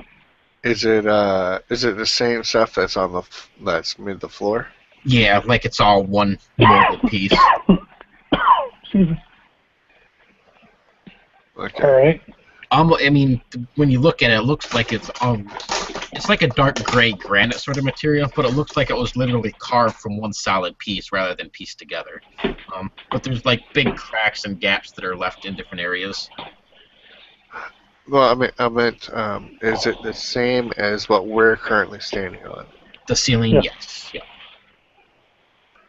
Crap. 'Cause I was contemplating on growing into something big and then crashing the floor through. Oh. But I don't want to do that if it's going to break the floor we're standing on and then make us plummet to the bottom floor. That would not be a good idea. We've already done that once. Let's not do it again. Exactly. Pods are wood. Probably definitely weaken the whole structure itself. You could always try, but by the way it looks, yeah. Better roll high. When you're looking outside of this and stuff, you did see there was multiple windows around on the second floor and third floor, plus, the one that you looked through when you were flying around, Puck. Do you think there's a way we might be able to get up to the third floor from the windows? Is there a window in this room? Yeah, there was, because I'll look through it. The only way it would really help us is if we do a concerted thing. So people throw up hooks as the door opens and they start climbing up.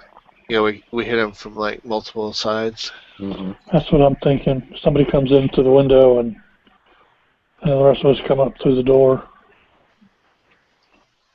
Sounds like it could really screw up, though. Maybe we ought to go through the door. We're going to be hanging out windows. All we really need is a distraction. All we really need is a distraction to buy us some time to get through the door. Because coming up through that door is going to be the... I'll send Lendir up there and have him spin around in circles and distract. I wouldn't. I don't think he's going to appreciate that too much. I mean, I can try going back as a bird and maybe shooting him once or twice, but I mean, he lit me up with just by look. So yeah, you kind of don't come from the right area, do you? as you guys are kind of discussing this, you can hear more scraping up above every few seconds, like something heavy is being pushed and scraped across the floor. Oh crap! Didn't you say he had a pot of some sort up there? He had a cauldron. Mm-hmm. Oh crap! It sounds like it's not coming towards the hatch, but going in the opposite direction towards like a wall or a window area. All right, it's probably now or never. He's getting ready to drop that out the wall. I mean, if you start doing like a shoulder tackle against the hatch, I'm gonna help too. Yeah, I'm headed to the hatch. All right. I think we're out of time. I rolled a 10, so you get a +1. All right. Yep, do a bend bars lift gate on the hatch. Including his +1, 16. Beautiful. Jeez. No, wait, no, that's not right. 6, 9, 10, 11, 12. 12. Yeah. 12. I don't think you could get a 16, can you? No, yeah, I'm looking at this, I'm like, wait. Yeah, you can definitely get up there. You can give it a little bit of a test. Hey, would you back off? You give it a little bit of test. You can tell that it's just going to be one good shove, and this should pop right open. I mean, you got the advantage on this. So how do you want to go about it? You want to go in there with gun blazing? Do you want to like push it and try to get a look first, or it's whatever you want to do. But it's going to open up right easily for you. I want to open it and drop. I want everybody out of the way. You mean drop back from? Yeah, I want to open it and drop back. All right. Yes. I'm expecting him to hear that open and just lay into us. All right. Yeah. The hatch kind of flips open, and as you drop back, it takes just like a blink of a second, and there's like a flash of flame that goes across there. This black smoke starts pouring down from the room into this one, though. Now I'm going up.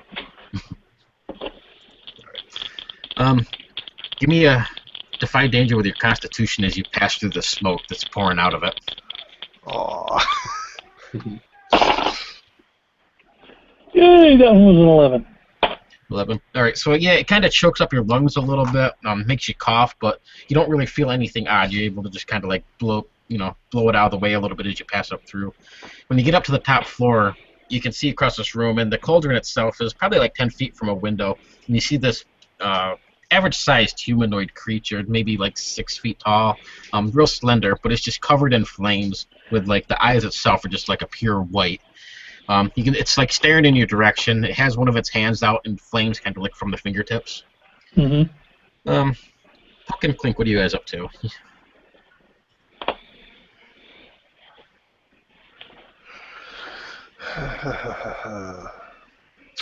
Thinking. I'm probably third.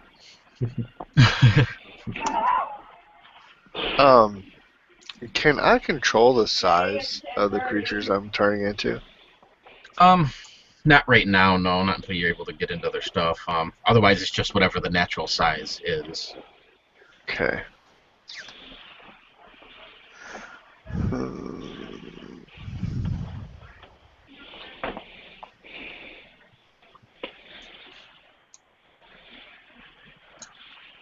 You know what? This is Quinn's gonna slated have for 11. covering his face. Slated for 11. Clink's gonna go up with the cover in his face. Okay. Yeah, you wrap it around. Give me a defy danger with the Constitution. Give yourself +1 forward for it, though.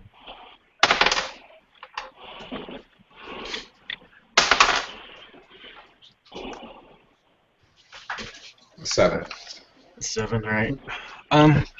As you kind of pass through, you breathe some of this in. You're able to stop most of it, but you have that like a sharp pain on your back. It kind of scratches a little bit. You kind of feel like something's crawling down your back. Puck, you're behind him. When he does this, you see like this bulge appear on his back like underneath his armor. And it kind of like snakes down. Eventually, you see like a hand kind of appear underneath his leather armor, like pulling itself underneath. You got a hand on you. Suddenly, this session's theme song has become Crawling by Linkin Park.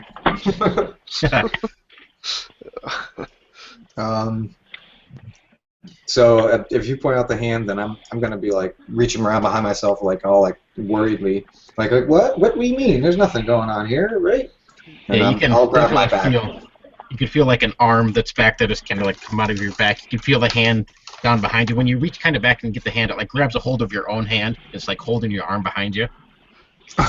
I'm gonna try to pull the arm off. I will try to help him and pull his hands apart. You guys are better already. All right. You know, as you get up to him and stuff, the smoke's just billowing around you. I need a Constitution save or a Constitution check from you as well, or defy danger with Constitution. You gotta get through this, man. So I can put you through this. All I can say is don't die. Oh. 9. 9. All right. So you can feel that like scratching on your side where those other little fingers were. The whole thing just kind of like tears open and a hand appears there, but growing from the center of this hand is this strange, large orangish colored beak, and it like just kind of like stares and starts like eating into the side of you. Take 1d4 damage. Good God. What?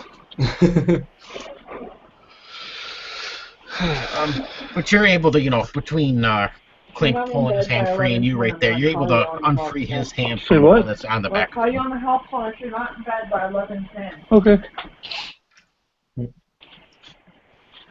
Sorry, I was being yelled at by my wife. Nah. That's alright. And you thought fiery pit demons were bad. Careful now. She's in the next room. Yeah, I know, right? Well, the whole point is she knows I have to. She knows I have to get up at 4 in the morning. So. Mm-hmm. All right. Time So, is about a half hour. Okay. So I'll be like, you got one too, and then I'll get in the room.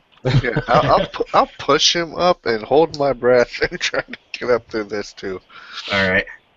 When you guys get up there, you see the same sort of creature in the distance, this humanoid figure covered in flames, like these burning white hot eyes. And it holds its hands out, and the flames just kind of lick at its fingertips. If you start to come up, the heat in this room is just overwhelming. Anybody wearing metal armor? Nope. Nope. Scale. So your armor, you can feel it heating up. It's not to the point of being hot, but it's heating up kind of quickly. Yeah. What do you guys do? He hasn't taken any actions. He has his hands out, and you can see like the flames kind of licking from his fingertips, but he's kind of like, you know, more kind of put off guard that you guys just burst into this room. Oh, good. I'm gonna put some flames out. All right. How are you gonna do that?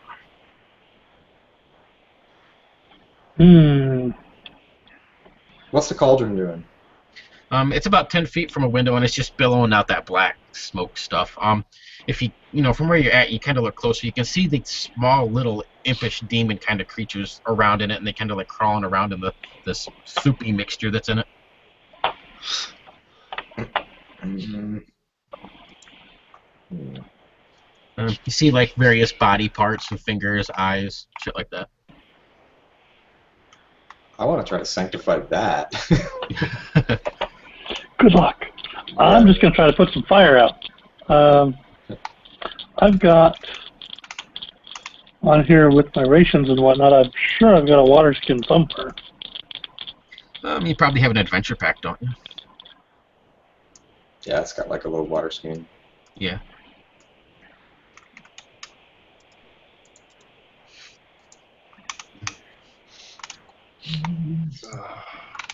I mean, that'd be like a common thing for you to have, so yeah, you could have a water skin.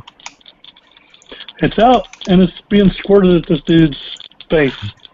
Alright, you know, the water just kind of like seems to evaporate off of him. It seems to annoy him more than it really does anything else. You can see like it dims down a little bit in his face. His eyes kind of glow with a bluish sort of heat. But yeah, you can empty this whole water skin. It just kind of leaves the air a little nice, humid sense. You can breathe better. It's like a fresh feeling of air in the room.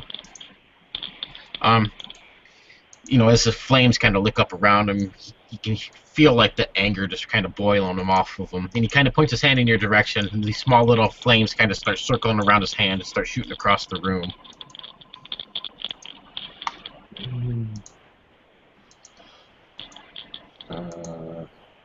I'm gonna try to chop him with the sword. I'm gonna do some, lunges and swipes. As you go in and you're swinging, give me a defy danger with your dexterity. As the flames on this thing just kind of like lick out every time you get a little bit closer. It's like flame-colored hands kind of like reach out trying to grab at you. True. Okay. 2, 3, 5. Yeah, that's a 6 or less. Alright, so as you get in there, one of these kind of catches across your arm. It leaves a small burn. It's just going to be 1 point of damage. But if you were to, get in any closer without trying to dodge these flames that are licking off of them, then it's going to do some more damage. You can see when you get close enough, though, that it looks like there is an actual figure underneath these flames. That it's not, like, made of flame. There's flesh and bone underneath these. So it's 1 point of damage. My leather will soak that up. Okay. So now can I chop him? Or you want to have him do something? I'm gonna turn into a rock coral lizard because they had that what was it, that poison spit or whatever? Yep. Remember that. Did you have that in your book? I think you did, didn't you? Yeah, I wrote that down. Okay. And then also, because they also had the climb with ease. Those were the two you gave me before. What do you roll for it? Turn it into it. That's the same as new roll. It's 7. 7. All right. So yeah, you can have a spit poison and let's see, move with swiftness. Okay. I'm gonna do a spit at the guy. All right. Give me a dexterity roll. Just to see how he takes it, basically. You hit him either way, but I want to see like how much it affects him. 7. 7. All right, so you're able to, get this globule, like greenish colored spit, and it just kind of splatters across his face. Most of it seems to burn away in the flames, but it gets underneath there. You see his body kind of go rigid. He kind of reaches up very slowly, as if he's getting ready to pull it away, but his whole body seems like he's, under the effects of this stuff. His real stiff movement. You guys would kind of have an open shot if you can get in there to him. The flames themselves seem to have like a life of their own, though. So whenever you get a little bit closer, they kind of reach out towards you. That's all I was looking for. I needed proof that he had a physical body. So what would you like to do? The axe is huge. I've got reach. I don't have to get that close to him. Okay. I'm going to slam him up against the wall of his own tower. Go for it.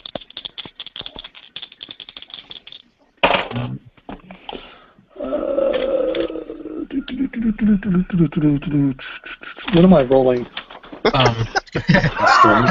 Yep, hack and slash. So 2d6. 2d6 plus strength?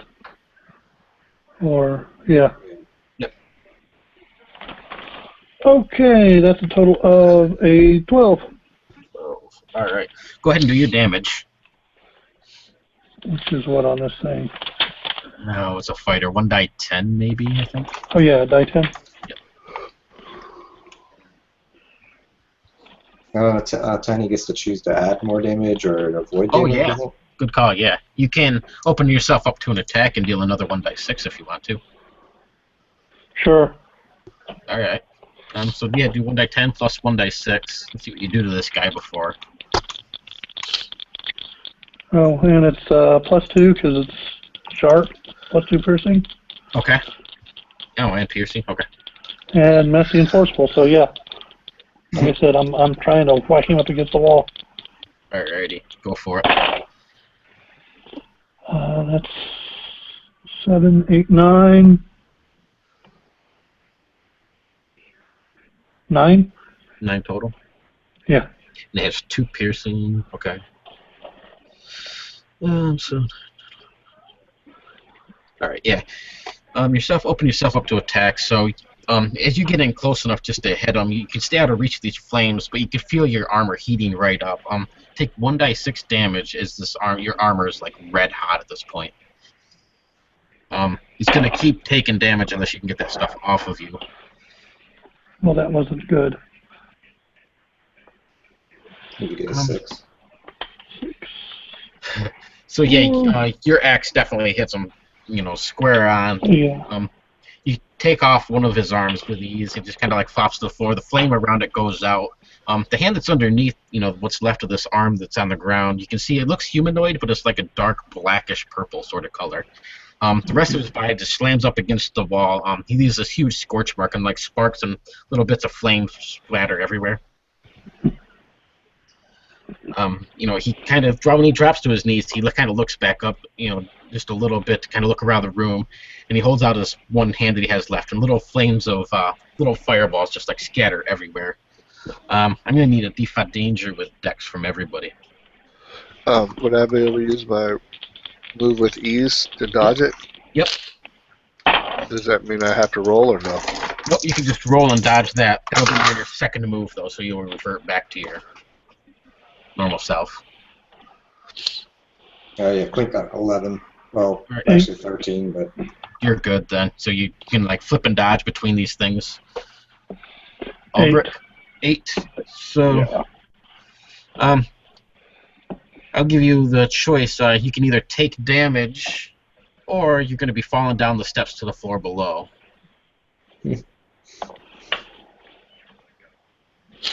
I'll take the damage. All right, 1d6. Oh, again.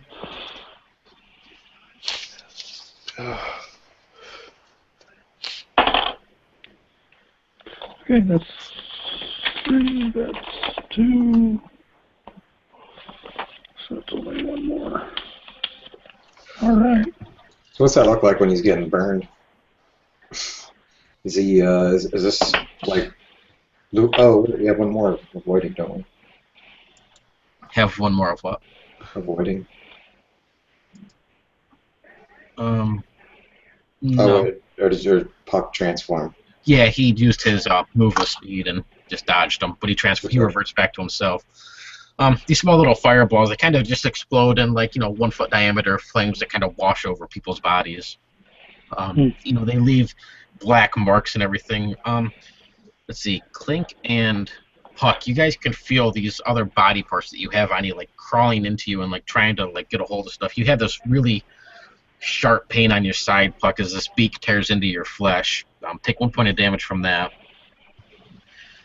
And Puck, Clink, the one that's on you, you can see it's reaching down, it's unsnapping your belt that has your quiver and your bow onto it. They just kind of fall to the floor and scatter across the floor. I ignore the quiver for now and grab the mace and or the sword rather, and just try to plunge it into this thing's face. All right.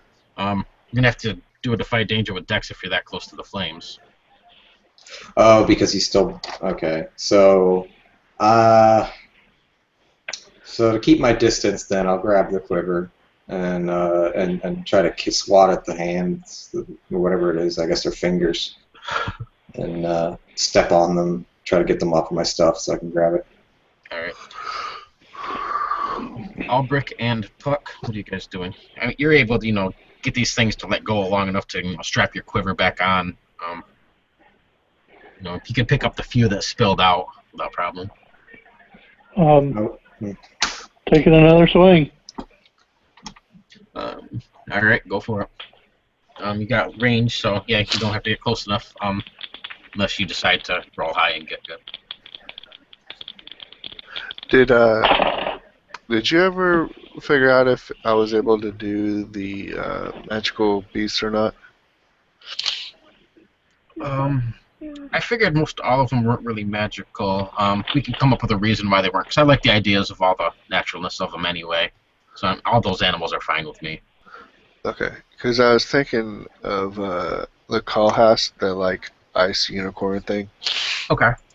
I know magical beast is like an extension of your druid power. Yeah. We could say it's more of like a natural form, and then kind of maybe as you advance or something, it turns into more of the magically sort of one. So that's what I meant. It's like a move. Yeah. Yep. So you can kind of turn into like a minor one at the moment. Okay. Okay. Well, I got a 9, so. Go ahead and do your damage first, and then. Right. You might kill it. That's a die 10. Plus my strength, or just straight up die 10? Just straight up die 10. 7. So, alright. So. Plus 2 piercing, yada yada yada. Yeah. When your axe buries into this thing, the whole thing just kind of explodes across the floor. There's like waves of flame rolling across. Take 1d6 damage. You know, the flames wash over your body, and your armor just goes red hot, glowing. But yeah, this thing, it almost looks like it melts into the floor and just kind of rolls across it. Kind of the flames boil out the window and down. Over on the side of the room, the cauldron still goes, but you can see all these little impish, demon-y creatures kind of like blink out one by one. They're jumping out, or they're dying? They're like Winking. dying off. They're winking out, leaving. Okay. Yep. Puffing out. What about the things in the sides of us? That's what I was just gonna say. Next, Buck, you have the one that's kind of aside. The whole thing just kind of like sloughs off and kind of falls to the floor, and it kind of turns into like this rotting pile of meat. You have like this big gash and scar from where it was, though. Same thing with Puck, or I'm sorry, Clink. The one on your back, it's kind of sloughs off. The one on your hand, you notice, though, it still seems like it's there. It's not going anywhere. Oh, of course. I'm gonna punch him with that hand. I'm gonna like drive my fist, that fist, and try to do an eye gouge, you know? Just try to eye gouge him with that one, that finger. Like Larry Curly Moe style. Take out an eye. Okay. But yeah, this demon, this flame wrath. The flame wrath itself is like dead. Yeah, Albrecht's axe just kind of wasted out what was left. The whole body just kind of like melts into the floor. The flames kind of trickle across and go out. What's left is just like this husk of a body. Looks humanoid. It has pointed ears, though, maybe like an elf of some sort. It's all bald. It has like a dark purplish skin, and you can see like the veins underneath glowing with like a red hot sort of color. Yeah, it's still bashing in the eye. So Just like going crazy, bashing in his face. yeah, I'm gonna be as though it's still alive. Yeah. I'll walk over and put my hand on Clink's shoulder and says, "Okay, man, it's all right." I start to unstrap my armor. All right. It's still hot. Yeah. That's steaming. I was waiting to see if you would. Give me a defy danger with your dex as you try to unsnap all these buckles quickly. Hot, hot, hot. 7, 8. 8. Well, it's up to you. Either you're going to take 1d6 damage from these, ignoring armor since you're taking the armor off, and that's what's hot anyway, or your armor itself is damaged and of no use anymore. I'll take the hit. All right. So it's how much? 1d6. Armor don't apply to it though. Right. And of course, I had to roll my good die. Now my hands are nice and burn scarred. Just took 6 points of damage trying to take my armor off. Looks like you saved the armor though. Once it cools down, you should be able to, strap some new leather on there and be good to go without any problems. And I blurt out, "Oh, burn scarred, ooh!" And wiggle my hands around, and you can see the missing finger. And the extra finger. Yeah. Yeah. What missing Once finger? I get my armor off, y'all realize that the steam isn't steam. It's smoke coming from the rest of my body. Yeah. What you probably see actually on my hand is a clump of 3 fingers and then 2 on the side that are like to the side and hanging. Instead of a opposable thumb, you have an opposable pinky. That's okay. I look like I constantly have scale armor on because the imprint has burned across my chest. Beautiful. There's like this sudden overwhelming stench of like burnt and decaying flesh that seems to be wafting up from below. Yeah. This whole building kind of shakes a little bit. Oh, Click starts to run down the stairs. Get out. Yeah, we need to get out of here. I'm going to drape my armor across my axe so that I don't have to touch it. All right. Good thing. Quick question: is that thing? Is this, the burnt thing? Is it just a husk? Yeah, pretty much. It's a dead body now. It's kind of desiccated looking, like really thin and like emancipated. Yeah. So if I have to choose between like going down, I don't have any time pretty much to like scuff my feet through the remains or anything. You have a few minutes. The whole building kind of shakes for a few seconds and stops. And it doesn't look like it's coming down right the second, but it's kind of your own risk. Coming down soon. So I'll just check and then see if there's anything in his body. You just looking him over real quick? Mm-hmm. All right.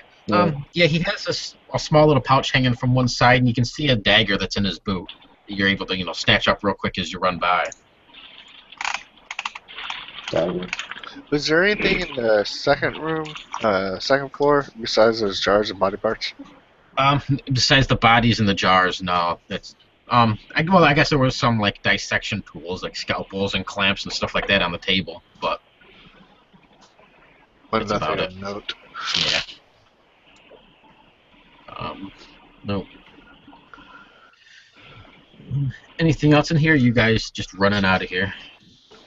As you kind of go down the stairs to the second floor too, you can see all the body parts and everything that were down there are just kind of like turned into this nasty, sludgy mucus sort of stuff. It's all ready, and that's where you can smell all this rotting flesh and everything. Does it look dangerous? Yeah. No, it just looks like really rotted flesh. Bad meat. I'm careful while I go down not to slip in it. Alright. As you circle down to the first floor, the tree that's down there, the whole thing looks like it's kind of fallen over it. Big sections of it have fallen off. It kind of smokes and smolders. You can see like glowing red coals inside of it. As the whole thing just kind of smolders in place. Now I'll step down carefully also. Make my way out that place. As you guys kind of run out of the door of this place, when you look up, you can see the cauldron up there. It still billows out this black smoke, but it's it seems to be less and less with every passing moment until eventually there's like nothing left, coming out from this building, no more smoke. The whole place kind of shudders and shakes. As you guys are running out of this, you can see part of it collapses inside. And as you go down the street, more and more of it begins to collapse around until it's just like a big, heaping, smoldering, smoking pile of rubble. Oh, wow. All these bodies that were in the street, too, and all these other creatures that you saw on the way to this place have all turned into, like, this nasty, slimy, rotting mucus. Like Ghostbusters 2. Yes, perfect example. The mush. The ooze. I'll be just kind of, like, looking at it, like, cautiously, and it's probably somewhat, with fear, but then I'll get closer to it and just kind of like take not a deep breath, but I guess like I make a proud stance, you know what I mean, like where my chest pokes out a little bit and just kind of like just be like, yeah, I think we did good to stay, and just kind of pat the others on the back. And as we head, I guess we're heading towards probably the Baron's place, right? See, that's probably where the big thing went. Yeah, we're probably heading towards the manor. Hopefully it didn't kill everyone. Yeah, you guys kind of scurry down the block. You can see people starting to kind of come out of their homes, and they're like trying to scrape this nasty mushy stuff off with shovels and whatnot. When you come up to see the Baron's place, you can see this huge pile of what this creature probably was at one point. You can see like bits of eyeballs are still left in it as the whole thing starts to rot away. Off to the side of him, you see Stan standing there. He's got his hands on his hips, his chest puffed out. He has like his hat on crooked, and he's holding his belt buckle. With his one other hand kind of like waving out like he's been doing magical stuff. The Baron's beside him, like completely moored by what Stan has clearly destroyed this beast and saved the town. And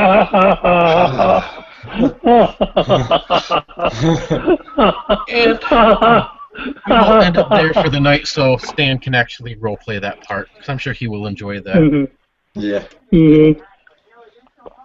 Awesome. Yes, and I have to go to bed. So, for my part of the aftermath or whatever, I can get with you another time and we can go over details. But I really have to hit day. So. Sounds good. I'll message you. All right, we'll talk later. All right, thanks. Bye. All right, later, man. And let's see. Let's do a quick end of session. End of session. I think we kicked our butts. Where are you guys on hit points and stuff? Oh. I got plenty of hit points. Yeah. I do not. I'm at 12. I'm fine. I got hit once, I think, for more than... Yeah, I got hit for 3, so... 14. You just got a little nickel and dimes, so your armor pretty much covered most of that. It soaked everything with that hit of 4 when I hit the freaking floor. So your armor takes away, right? Yep, so if you have armor 2 and you take 4 damage, you only take 2 damage. Okay. Unless it's something that has piercing or otherwise, but yeah. It's like ignores armor. Let's see. When you reach the end of session, choose one of your bonds you feel is resolved. Any of you got any bonds that you...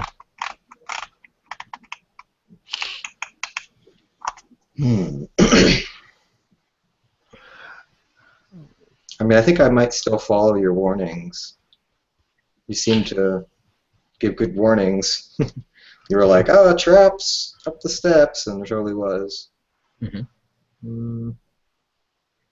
Albert would have to be around to agree if he thinks I'm inadequate as a ranger. He probably thinks I'm inadequate in general now. I don't know. You did, yeah. You'll have to ask him in chat, see what he thinks. You did freak out a lot about extra body parts. I was trying to play it off until I saw one, wiggling free. I wish you would have said that hand grabbed his butt. I did really think about it, but just back there pinching your ass the whole time. Didn't it almost grab pucks from the sound of it? It was reaching all around you.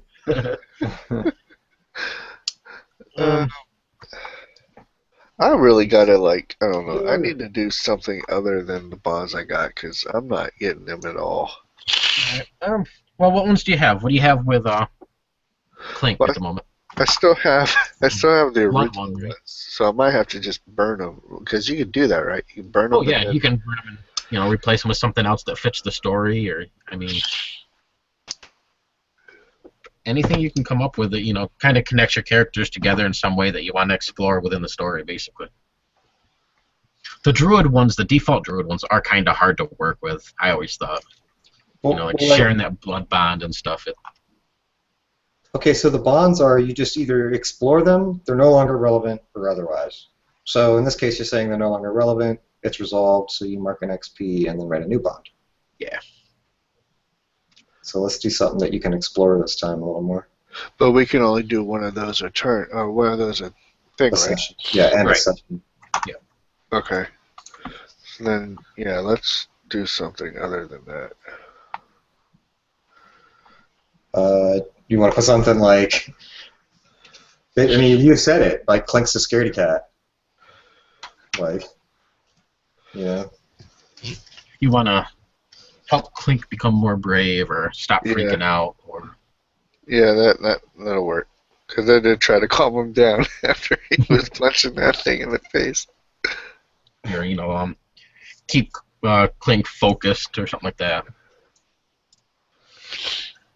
calm down and focus. So I'll have Puck the Prophet thinks I am unfocused and need to be led or something. Let's see. How about your alignment goals? Either of you hit those? Well, mine is save someone from evil. I think we did that. Yeah, I'd say definitely. Give yourself one for that. I think yours is destroy something unnatural or something like that, Clint. Yeah. Yeah, definitely. None of these things were natural by any means. All right. Did you learn something new and important about the world? Yeah, we learned there was freakish monsters that aren't necessarily the fog, in addition to the fog. Yep. Learn about the flame wrath and about those creatures. Yep. We learned Stan's lying backstabbing. No, we already knew that, but Yes, we already knew that. Taking all the credit, what dick. Let's see. Did you overcome a notable monster enemy? I think that's kind of obvious. So give yourself one for that, one for learning something new. And did we loot any memorable treasure? So It depends on what we got. I know. I was gonna say, so Clink, when you look at the dagger, it looks like a pretty simplistic dagger. It doesn't seem to be anything fancy about that. But the pouch itself, when you open it up, you see a small scroll case. Inside, when you unfurl the scroll, you can see on one side of it, it shows like a body part that's been flayed open, and it has like the skin all stretched out, and you can see like a map has been drawn on the skin itself. And then on the other side, you see the name Hayden Manor. Okay. So it's made of skin? Hayden. Is it made of skin? Yeah, actually it is. Hard to say what kind, but Yeah, one probably side has like a picture of a human body that's been flayed apart with a map and the skin itself, and the other side says Hayden Manor. And the parchment paper stuff itself is made of skin. Yeah, we're probably looking at that weird thing. Like, what? And then, Yeah. 1 die 20 plus 10 gold pieces. Woohoo! Each of us roll a die 20? Or it was inside that Just pouch? one of you, just you. Yeah, it's up to you if you want the gold, but 1 die 20 plus 10. Okay, so 20 coins. So I'll probably hand you guys some of the coins. Like, I don't think I really need them. well, I'll just hang on to them for now.